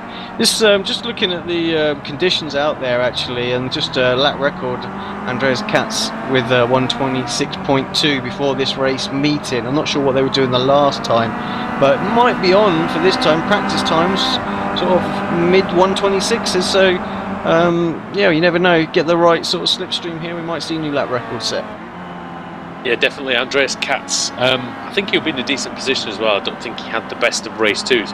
Neither did David Baker, Alex. He was struggling there. He finished about 20th. So, you know, he's actually got a decent chance, hasn't he, come the start of this one? Yeah, we said earlier on Baker doesn't win many races, but he's definitely got a golden opportunity this time. You have to think very, very tricky for anyone to overtake. He's got just a few cars ahead of him. He's definitely sort of like the veteran out of them all, really, and if he can get towards the point at the early stages of this race, he's got a great opportunity to be able to hold on to that. We're going to try and mention, if we haven't mentioned you tonight as well, we do apologise. Just there's been a lot going on. We will try and mention everyone tonight, Alex, at some point, I reckon. Yeah, we always do our best, don't we? Just to have a little flick through, but ultimately we still have to keep an eye on what goes on at the front. We unfortunately missed that overtake where Paul lost the lead in the previous lap, just because we were checking out what was going on between that massive gaggle in the middle there. Just a reminder as well, ladies and gentlemen, if you are just joining us here on Motors TV, welcome. And these guys here, racing on iRacing.com, they're racing for a share of $10,000 at the end of this BSRTC Pro Series, and you will see the final 19 meetings right here until the end of the season, including the final 15 showdown races the last 5 weeks of the season, which should be pretty epic, Alex. I'm really looking forward to those 5 races. Drivers are going to be just driving with completely different attitude out there. They can't afford to make a single mistake. They can't afford to drop points anywhere. They're going to be driving aggressive. They're also going to be very, very cautious as well. So it's going to be an opportunity for the drivers that aren't in the actual showdown to get some race wins as well and get some airtime. So they're going to try and want to mix it in and around those guys, I think. We're ready for the start now for race 3. Green, green, green. For the final time tonight, the green light is on, and it's a great start from Janowski. The 3rd time we've seen the personal on pole position get absolutely swamped coming over the top of the hill into turn 1 though. Cunniff manages to keep on the inside line. Janowski's missed his braking point. Big smash, yellow flag is out, safety car is deployed. Let's just take a quick look. What have we got there? See if you can find out where it sort of stemmed from, who was involved in that. I know our championship leader was involved in it. He's dropping down the order at the moment. Let's just take a quick look, see exactly how he got caught up in. Of all that lot. Plumley was... No, he wasn't. No. If you can find where it all started off, then I'll... Right, yeah. So... I will do, just give me a second, it's quite difficult to... Oh, actually, it was just behind Svidovic. So where did Svidovic lose it here? Oh, he got tagged from behind. The carnage car round. Robert Fagg's round. Oh, yeah, he started at the I hate front. to say it, Svidovic just Robert Fagg again. Svidovic got hit under caution. And that's why he's around and way down with big damage. Right, sorry, who was it who... So it's Laura Bond and Robert Fagg again. It's from the first race. So Fagg's got a car on his outside, Andrew Whitehead. Bond's on the inside. Fagg looks like he just kind of squeezes Laura. And then, of course, he gets turned. And the walls just funnel everything back into the middle of the circuit. Into the what is the exit of the pit lane. We've got a massive one. Yeah. That can happen here, and we've seen that at other tracks where you have, like, you know, walls at the start there. Road America, Watkins is another one that's famous for it. When you, you know, you just you come out of turn 1, you've got that Armco there, just funnels everyone back into each other's path. So, not great. It was a tough one, though, isn't it? Because there's really nowhere to go. It's similar to Road America, similar to Zolder that we saw a couple of years ago on ARL TV back then. And the walls, you know, there's really nowhere to go if you hit that left-hand wall. No, it's so unfortunate. If you did that at Virginia, you'd be fine. You'd just go off the track somewhere and you'd never be seen again. Exactly, the runoff areas there are huge. But here you cause a gigantic pile-up, and, you know, Laura and Robert were they did hit each other. It was a tough situation for Robert Fagg as well. He had a car on his outside, but again, yeah, it's hard to put blame on anyone in that situation, I think. Yeah, this is where I think you know, maybe sort of in the future, or certainly into the showdown races, you have to think, you know, we've brought a rolling start in for some races on some tracks that have been, you know, we're expecting really cold conditions, and we know what this car's like in the first few laps with the cold rear tyres, and just makes it a little bit safer for the drivers. And I think, you know, at some point we might have to review the odd race here and there and think, well, actually we've got, you know, if we do get an accident, what's the worst that's going to happen? And the thing is, there's that's the perfect example there. We've still seen rolling starts messed up in the past, haven't we? True. But I mean, there's two schools of thought. Either you don't want to take away necessarily the skill of the driver reacting to the lights and getting a good jump, and that's one of the great things about touring car racing. But at the same time, you've got to think, you know, we've got a 43 car field here, mate, and I think what you're saying is, you know, you make a very valid point that you want to see as many of those 43 at least get round turn 1. I think race control were quick to jump on that one though and settle it down very, very quickly. Needed to happen like that. The thing is, the problem that you've got as well is where Robert Fagg had gone off and into the wall. over that crest is slightly blind anyway, isn't it? And the cars were coming at racing speed over the crest, and they just find a car in the way, and there's just nothing anybody can do really. And then you've got the cold tyres, so you make a quick movement to try and avoid it, and you go flying off as well. Who was caught up in that and has Everyone. looked like No, well, it yeah, wasn't. looked like they've. We've only got four No cars one's- have been in the pits. Mark Johnston looks like he might have dropped out of it. Tom Ward as well, unfortunately. Tom Jacobs got caught up in that, but he's back out now, Yeah. having taken a fast repair, so Yeah, he's going to car looks absolutely rejoin. fine. Rob Graham is a lap Svidovic has down had a now. repair as well. Scott Malcolm could be a lap down as Like well. Pete Newman, what's going on with Pete Newman? Pete Newman's Svidovic dropping down the still- order really, really rapidly, and he's back. I'm It's, guessing Poor connection. some kind of connection problem there. So he's got a lot of damage on that car right now as Can well. you Front answer end's my- a mess. Can you answer my question as if to say Svidovic on the lead lap still? I think he is, but Svidovic is still on the lead lap. Yes. Malcolm on the lead 46. lap. Malcolm's on the lead lap. And Rob then you've got Graham Graham, is a lap down. Jacobs, unfortunately. Johnston and Ward who are. Yeah. Johnston and Ward are out. Jacobs has continued. Graham's continued, that's right. So Lights are off on the pace car. We're going to be going racing this time by. Colin Cunniff's getting ready in the friction racing. the back of the You're up field to me still only at the corkscrew, Alex, as the Yeah. pace car pulls off. Cunniff's going, and he's made a really nice jump round the final corner, nice and smooth for Colin Cunniff. Friction Racing, but look actually at the run that Jake Blackwell's got for Apex Racing TV, Alex.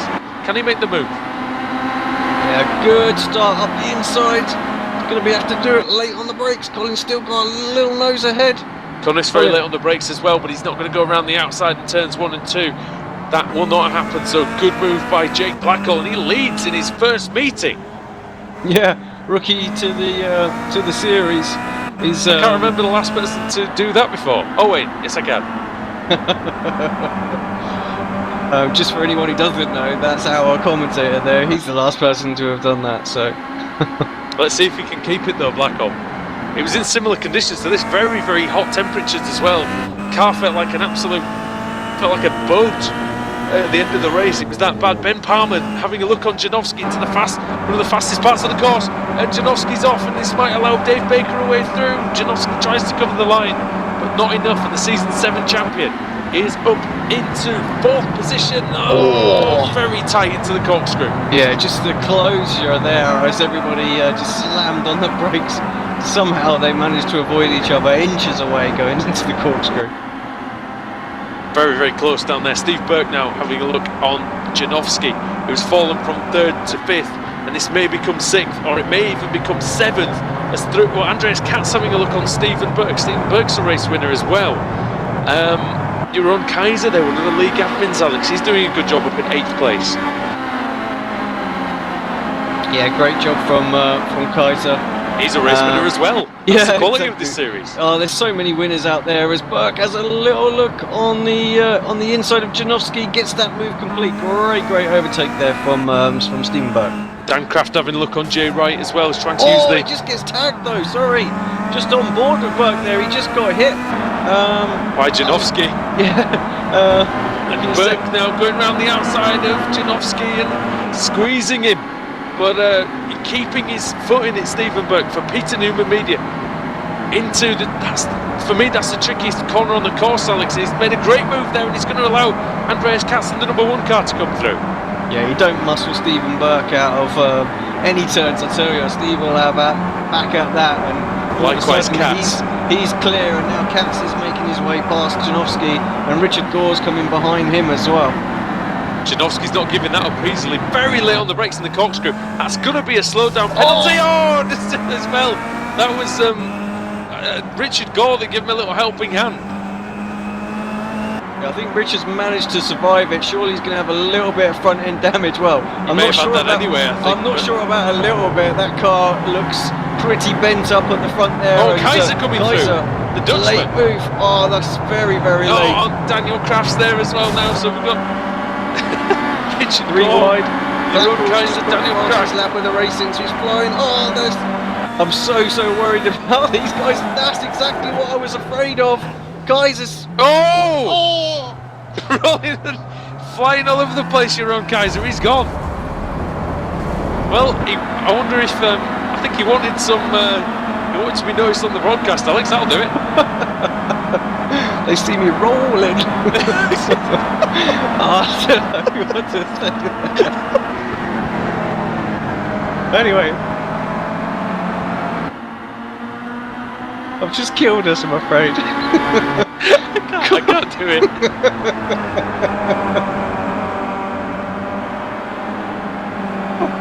Jake Blackhorn leads the race.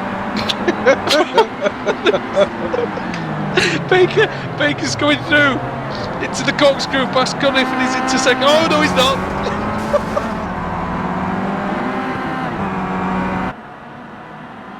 I'm just an absolute mess here. I do apologise for that. Water streaming down my face right now. Cunniff, he's got Ben Palmer. We haven't seen much of Ben Palmer at all this race meeting. Ben is actually a ridiculously quick driver as well, so to have not seen much of him just goes to show how competitive tonight's races have been. I have to say, I think Cunniff's going to have his mirrors full very, very quickly. Blackwell's still putting in really good lap times, last time by a 1:27.9, so he's built that gap up to 1.8 seconds. 8 laps to go. He's looking okay. I won't say anything more than that. I've cursed more than my fair share of drivers in this series, so he certainly won't want me to do that. The one thing that might go against Ben Palmer is that he's got massive damage on the front right hand side of that Kia Optima, so he's going to be struggling aero-wise, isn't he, as that tyre protrudes from the bodywork. Yeah, exactly. He's going to need to stay in the draft absolutely as much as he possibly can. Just start out at the very last minute. He's going to make a move. Really, I can only see turn 1 being an opportunity to get past for Palmer. Although he's closing the gap, isn't he? Yeah, his car does look good. It still looks nice and stable. Look at that through the corkscrew, just on board with Palmer there, and that just car looks good. Doesn't look like there's any sort of suspension damage, so just perhaps a little bit of bodywork damage, and that's it. It's about 0.3 of a second quicker on that lap. He's going to line up Colin Cunniff now. Friction Racing ahead of the privateer Ben Palmer. Palmer got a decent run out of there, but Cunniff with good drive in that undamaged car, he's always going to have the straight line speed advantage, you would feel. Yeah, just look at the speed difference now. They're about 6, maybe 7 Ks, a little bit quicker going into that there. So he's going to have the straight line speed. If he can get a run, he will. Rushworth and Hunt. Sorry, Alex, into the first corner. Rushworth takes the position. Sorry, defending the position from Daniel Hunt. So Rushworth with damage, and Hunt really largely without any is on the prowl there against the former champion. Yeah, Hunt looking very racy indeed. And look at this gaggle behind. Look at the run he's got out of there. Yeah, so behind that from Laura Bond onwards. Yeah, Laura Bond. Then you've got Whitehead, Job, Roberts, Laidler, Smith. It's all the same suspects, isn't it? Oh, Laidler and Roberts have had a collision, but they've both managed to survive. Yeah, they're split. Laidler's got damage. Laidler's got suspension damage. Laidler to the inside there. That's unfortunate for him. He'll get it back to the pits and maybe get a repair, but he's going to put him all the way to the back. You can see him still suffering as he comes up the hill. Whitehead still continuing to defend brilliantly, actually, from Sebastian Job. And we've seen Job carve his way through the field, but Whitehead, who is a one-time race winner in this series, he's putting up an excellent fight.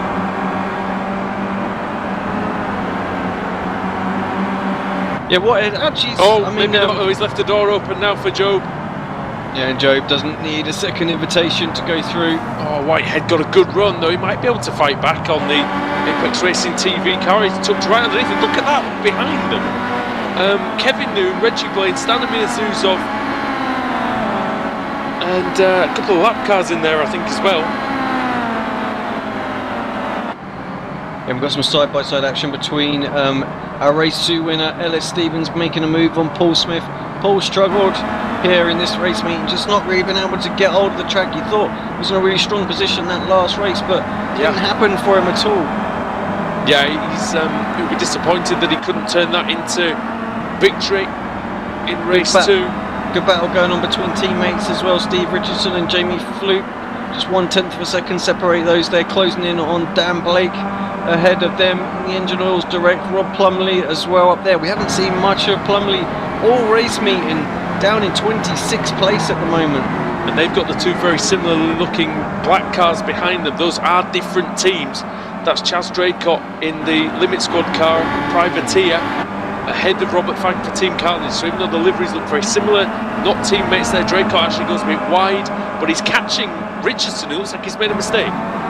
Yeah, Richardson's slow up the hill.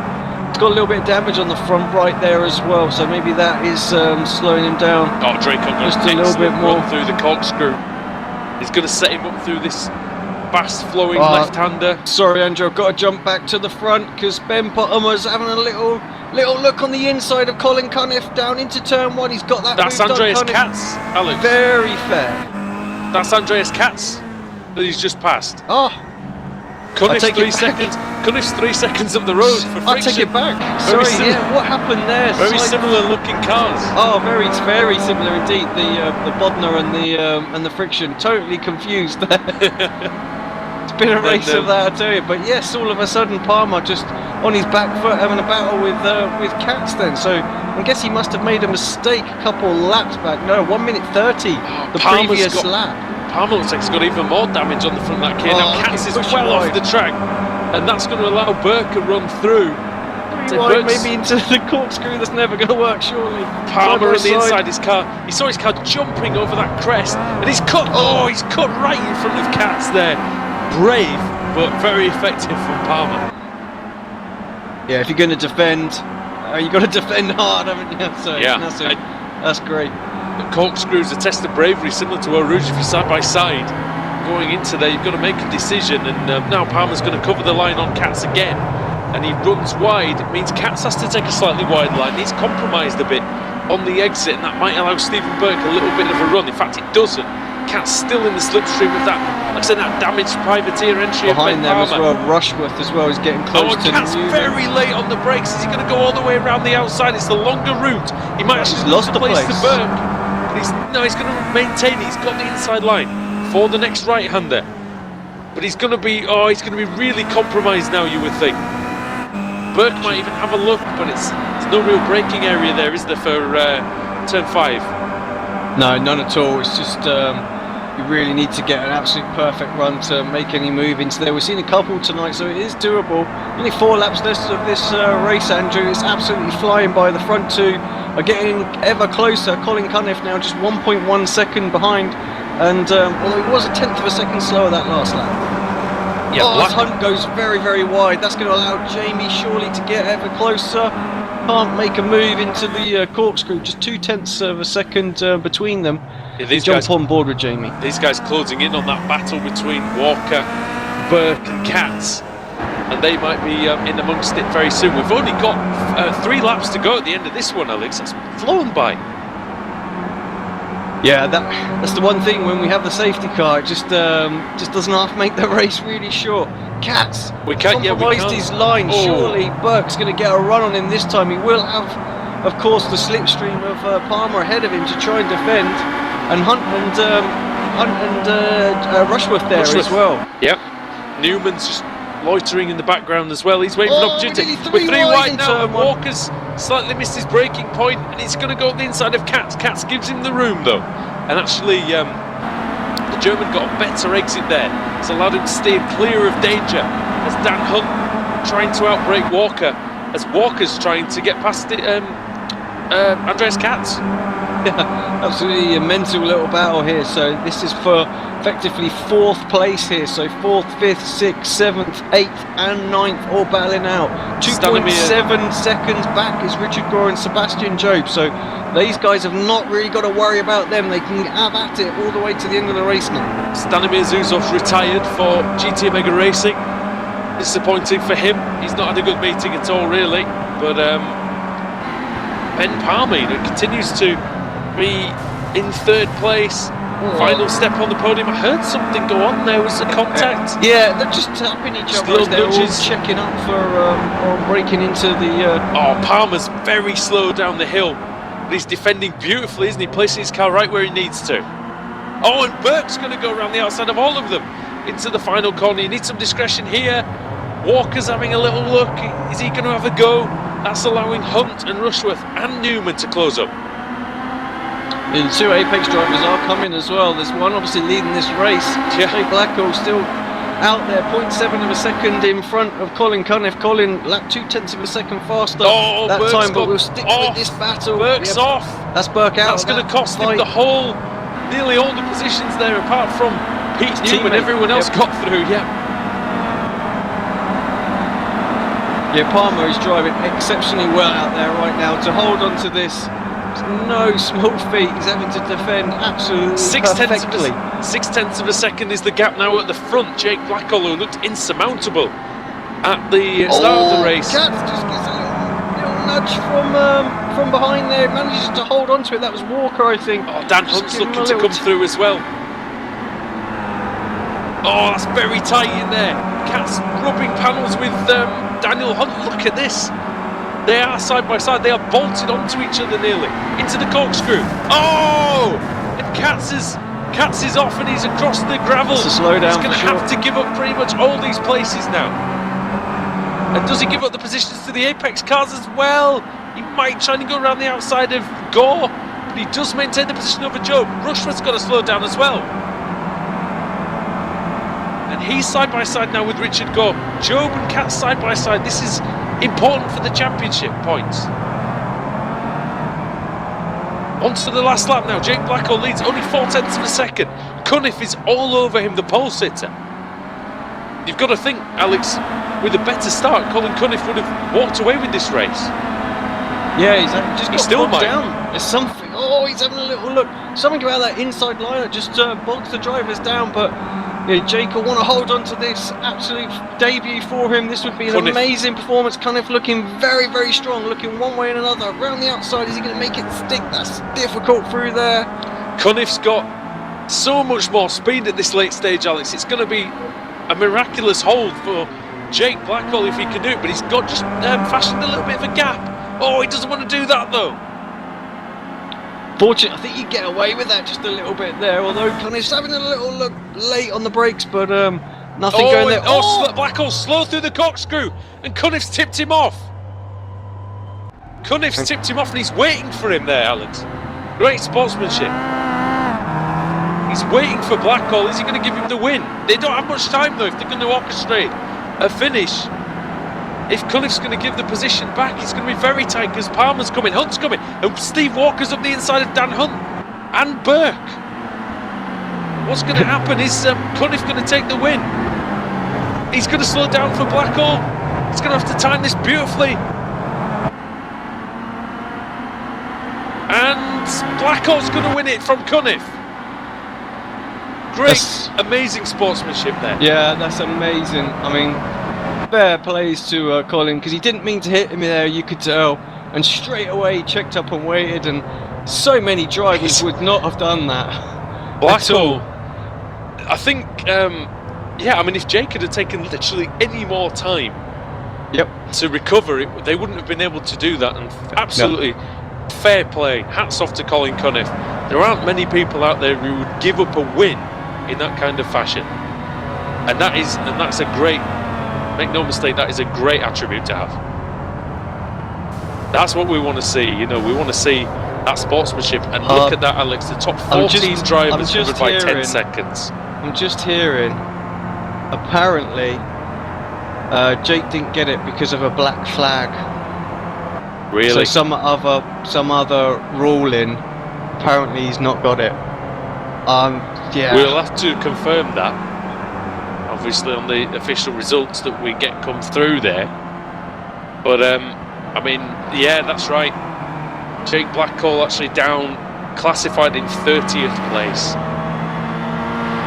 That's ridiculous. After all that. How unfortunate is that for him? I mean, what black flag could he have got? Yeah, I don't know. I'm just slow down. Yeah, I'm gobsmacked. He didn't cut a corner. I wonder if the league admins will take a look at that, because I think they need to reinstate his points, to be honest. Yeah. We'll have a little look and we'll see Did he cut the corner at the corkscrew at the final corner? You know what? He didn't even leave the track. He went off on the outside of the track. Did he cut any corners to come back on? Did he go over any of the insides of the corners on his last lap? It doesn't look like it. Did he miss the final corner? Yeah, like you say, let's take a Oh, quick he look. might. I think he's cut the final corner, Alex, possibly. It's very, very difficult to... He's cut the final corner. And he'll have got the slowdown penalty and he won't have served it. We saw that happen in Montreal, didn't we, Alex, to Graham Carroll a couple of seasons ago. Yeah, I think you're right. He was disqualified for not serving slow. What's Jake Blackwell supposed to do in that situation, though? If he slows down, he finishes about 12th. Yeah. After doing a great race. You know, if that penalty would have happened during a lap in the middle of the race, he would have lost 2 seconds and finished second place, and that would have been it. You do not deserve to get disqualified if you cut the last corner when you're desperately trying to win a race. For some unknown reason, I can't get the replay up either. I'm not sure what's... Okay, here we go. We're going to have to have a little look. This is after the finish line as well, so let's go back a bit further. Just take a little look at that back, because... Fusion rain in here at Laguna. Yeah, I mean, he wouldn't have... What's he supposed to do? Really? Yeah. He's looking for a win on his debut meeting. And... He gets turned there. Like I say, mate, any other time in the race, and he would Colin, have lost 2 seconds. I mean, there's just some, there's nothing Colin could have done there. Do you know what I mean? He did absolutely everything he possibly could. He waited and give the position back. I mean, that's amazing sportsmanship from him. Hit him. He's got a bit of damage, I'm guessing, Jake. Yeah, he has. You can see struggling with the car. His wheels are all over the shop as he's braking in there. So, but he had to be aggressive in that final corner. I mean, two tenths of a second more, and he wouldn't have got that. You're right. It's on that final corner. So. Oh, he was so slow through the corkscrew. I mean, Cunniff just went on his normal braking point. You can see. I don't know if you can go on board with Colin on this one, Alex, and see what's going on there. Yeah, let's just take another little look at it back. See if we can get it into. Because if you look, actually, Blackhole does brake quite early, but it looks like Cunniff's on the brakes at the same time. Yeah. They go into the corner, and then Blackhole, I don't know if he just missed the line slightly, or he just it get did it turned look like in. It did look like he just had a little bit of, just offline a tiny little bit. And it's just, we're on board with Colin right now, actually, and of course he can see the pack coming, so he's speeding up. He's waiting and waiting and waiting for Jake here. So. This amazing driving from Colin. Unfortunately, the damage that was caused is probably what's put Jake on the inside of that final turn. But that is no way a disqualification to 30th place for that. That's just ridiculous. I don't make the rules. We don't make the rules. But I do think maybe there should be a consideration of something other than a disqualification. I don't know. I mean. When it comes to the race win, I think it needs to be looked at, but but rules are rules. It's true. Very true. Rules are rules, and he did cut the last corner, but I think it's the severity of the penalty. I think, like I say, in any other, in a lot of, I think in like motorcycle racing, for instance, or touring, in fact, real life touring car racing, those positions would probably just be reversed, and Cunniff would get the win. Yep. I think that's what it would have been. Blackwell would have just been given second place, I think. Yep. But not disqualified completely for a last corner infringement. I mean, although we did see Katz get a slowdown after being tapped after missing his braking at the corkscrew, and he had to slow down and let 8 people through. So. Yeah. But that doesn't mean that Jake deserves to finish 30th after all that. No, he doesn't at all.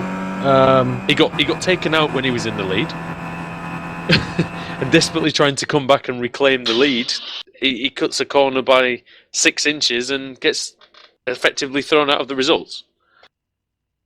We'll see. how the officials look at that one, but I can't see that it will be overturned. No. I hope they do. I have to say, I really hope they do, because he drove such a great race, and he, deserved a first or a second there. Both drivers, But yeah, so the official standings do show it as Colin Cunniff there. So it seems like Cunniff's copping a bit of flack on the chat actually for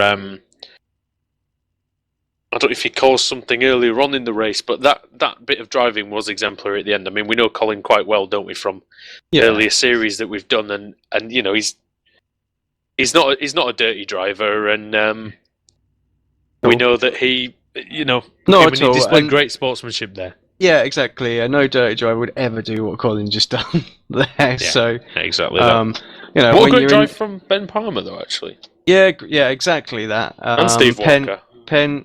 It's just one of those. Palmer, Yeah, it's just one of those broadcasts, I think. Ben just the defending he did out there, just as we're seeing the points. The final standings just roll across the screen right now, but Ben just great performance out there. Had some damage and just defended amazingly well through that race, and then got a little bit of luck when he broke clear from like Hunt and Walker and Katz and all that lot, and they started to battle, so he was able just to go about his business. You want me to run down the results for you? Yeah, please do. We'll flick them up on screen again. How many have you got? 20? We'll have them all, but we've gone through them once, so let's just have a look at top 20. So let's take a look at the final result of race 3 here at Laguna Seca in the British Sim Racers Touring Car Championship. Colin Cunniff has been given the win by 0.2 of a second from Ben Palmer. He showed great sportsmanship, very, very close finish in the end. Steve Walker in third from 15th on the grid, great performance from him. Likewise, Daniel Hunt, 19th to 4th. Stephen Burke in 5th for Pete Newman Media, ahead of his team owner in 6th. Jamie Rushworth 7th, Andreas Katz in 8th, Sebastian Job 9th, Richard Gore in 10th. 11th for Jay Wright, 12th for Laura Bond, Ellis Stevens in 13th, and then Whitehead ahead of Roberts. They've battled all night, really, it seems, along with Paul Smith. Alex Smolensky, a little anonymous tonight, but 17th, and then down to 20th with Dan Blake. Let's just have a little look a tiny bit further down. Jamie Fluke 21st, Wojciech Svidovic 23rd in the end. Did we see what happened to him? Just caught up at the start, didn't he? Do you remember, under caution, and then he was basically at the back there. So yeah, pretty shocking meeting for him. Rob Plumley 24th, Dave Baker 28th, and then Russell Laidler 32nd, Chepelewski 33rd. Kraft, Kaiser and Jacobs will actually score points there. Retirements, Reggie Blaine, Stanimir Zuzov, Julian Janowski, Robert Grant, Lee Berridge, Mark Johnston and Tom Ward. It wasn't a good day for Johnston and Ward, was it? No, I mean, compared to Ward's race meeting last week, he had an absolutely great meeting. But this week, one he want to forget. I mean, it can be a bit like that in the BSR TC Pro Series. You can have some great meetings, and then you can just absolutely have a nightmare meeting as well. So, in fact, I want to give Steve Hefford a quick shout. Actually, 43rd on the grid, finished 19th. That was a pretty good effort. Yeah, that's not easy to do in that crazy mid pack. So, and he had a whole host of cars around him at the time as well. So yeah, great drive. I think Sebastian Job's going to be really happy with how the meeting's gone. Alex, 2nd, 3rd, and 9th. I think he'd be pleased.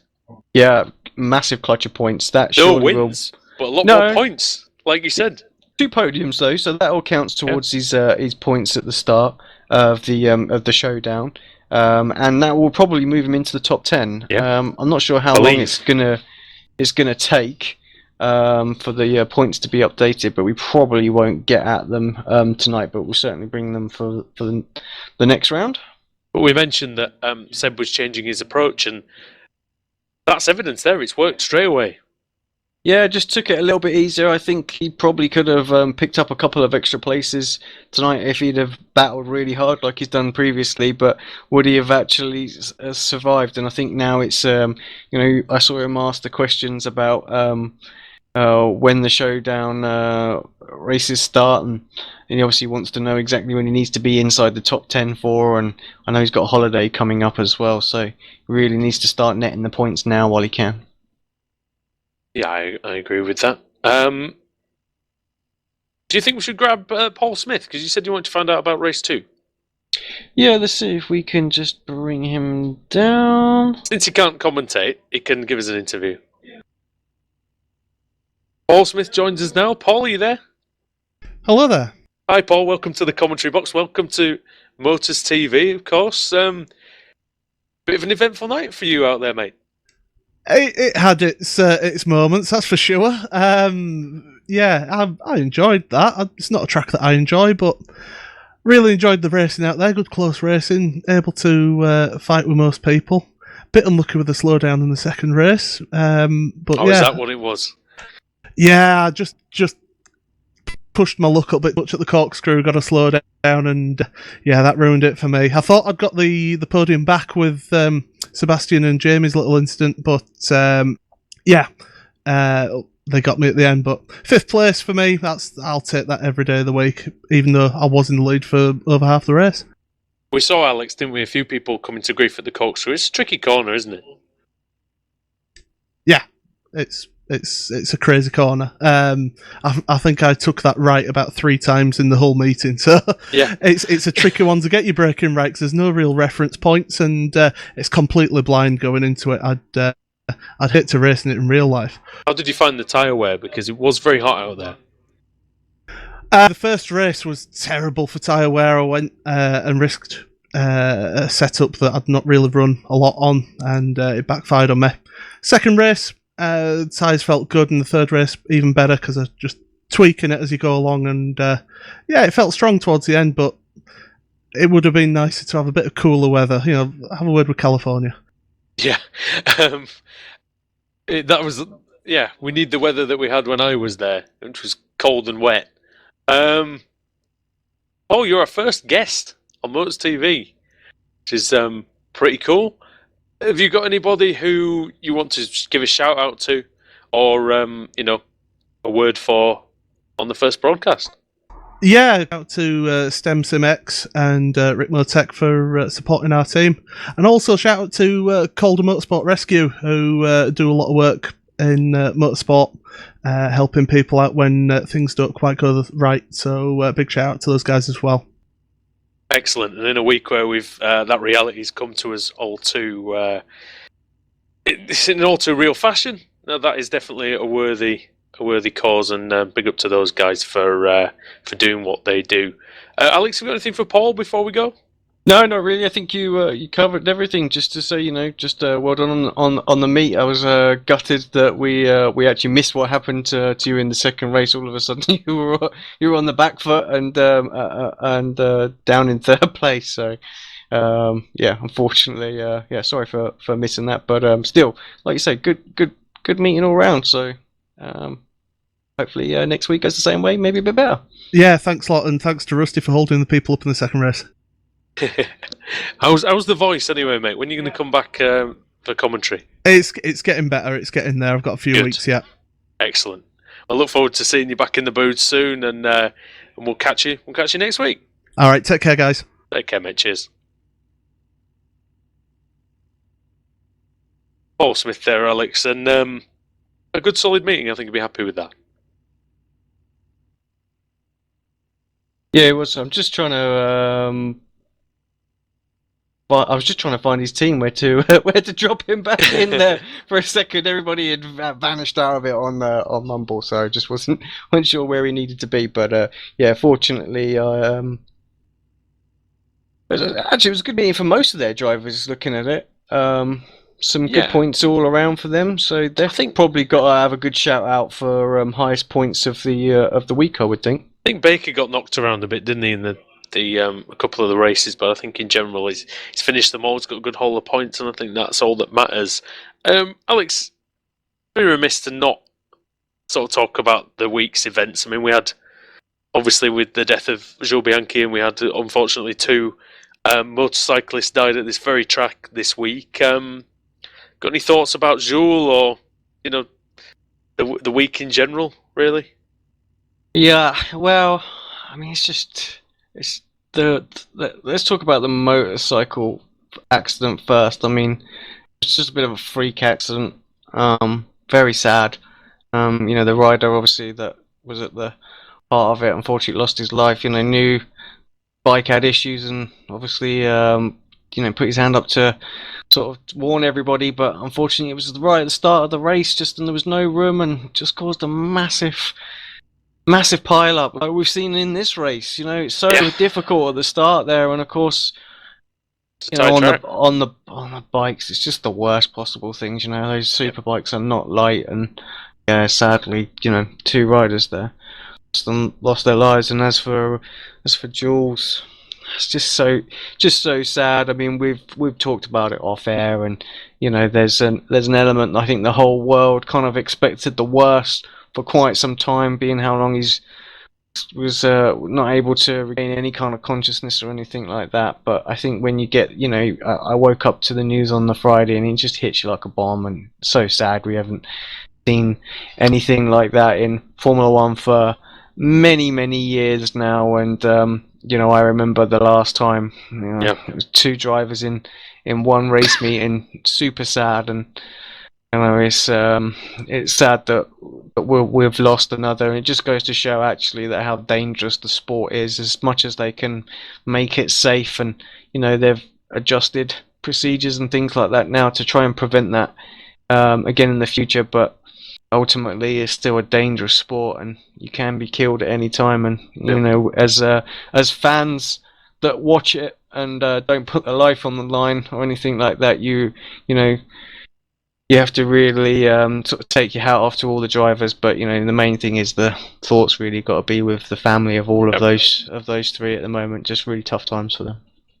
I was 4 years old when Roland Ratzenberger and Ayrton Senna lost their lives. Actually, that day, unfortunately, even though I was 4, is etched on my memory. It's one of the first memories I actually have, and we've not lost anyone in Formula One since then. And I think we were expecting it a little bit with Bianchi, but it still doesn't make it any easier. And great talent. Luca Di Montezemolo said this week that he was going to be a Ferrari driver. If it wasn't in 15, it would have been in 16, place of Raikkonen, and we can only wonder what might have happened with his career. But I'd like to think he's up there racing with the likes of Senna and Hunt and Fangio and Ratzenberger, and all the ones, and Dan Weldon, of course, who still fresh in our minds as well. So hopefully he's gone to a better place, and my thoughts as well, like I say, with his friends and family, and of course the 2 motorcyclists that were killed at this very circuit earlier on this week. Right, Alex, it's been a tremendous meeting here at Laguna Seca for the British Sim Racers Touring Car Championship, the first one on Motors TV. I think it's been a big success. Yeah, been great meeting actually. Of course, the highlights will go out on Motors middle of August. Still don't have the first date. We won't get that until we actually submit the first show to them. But I've seen the work that the guys have been doing. Looks pretty amazing so far. Of course, we introduced the overlay pack tonight as well to work with that, so it's just a little taster of what you'll see. But the highlights have got full sort of fluid graphics with it as well. I'm sure everybody's going to love that. It's going to be pretty awesome for sure. So I'm really looking forward to kicking back and watching it on TV. Yeah, I want to just give a shout out actually. Lee Thompson, Alex Marshall. Am I missing anyone? You're on Kaiser for some of the graphics. Jay Wright for actually liaising with Motors TV. Is there anybody else? Am I missing anyone, Alex? I didn't want to put it on the Facebook page earlier on in case I did miss anyone, but yeah. Andrew Whitehead for the skins. Yeah. Jamie for dishing out the penalties. Yeah, there's all the league admins all do their bit. So yeah, Ellis and Steve especially, and Laura as well. Yeah, and we really need to give a shout out to the drivers as well, because they're the ones that make it exciting week in, week out. And when the Motors guys have tuned in to have a look, see what it's all about, decided that'll work. So You know, they're great. it's a big opportunity, isn't it, for this series and for sim racing in general. And I just hope everyone enjoys what we're going to put out there. And tell your friends and family to record it. Tell them to watch it live. Whatever. All the views will help us, and they'll help us try hopefully and get a second season next year as well in 2016. We're at Mid-Ohio next week, Alex. Great circuit. Yeah, that's going to be another interesting race as well. Another one that's quite difficult to overtake.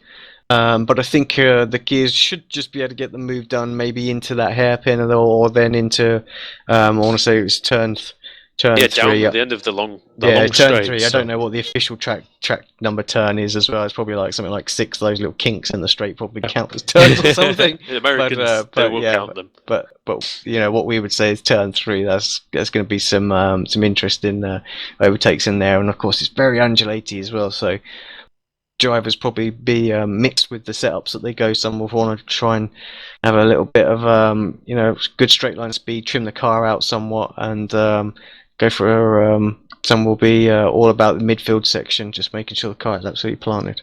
46 car spaces there, so if you want to race, like I said, give one of the league admins a message, see if you can enter, and as a privateer, come the more the merrier. We had 46 tonight as well, which was the capacity for the first race, so that's brilliant to see that turnout. And then we go to Watkins Glen, we go to Montreal, Circuit Gilles Villeneuve, we go to Spa-Francorchamps for a 60-car endurance race. Alex, that could be just absolutely mental. Yeah, that's going to be awesome. I'm really looking forward to that as well. So, yeah, that's going to be that is going to be great. Okay. Thank you to everyone who's tuned in tonight on Motors TV. We really appreciate having you along. From myself, Andrew Woodhouse, from Alex Simpson, Adam Bath will be back next week. From Laguna Seca in the United States, it's goodbye, and we'll see you at Mid-Ohio.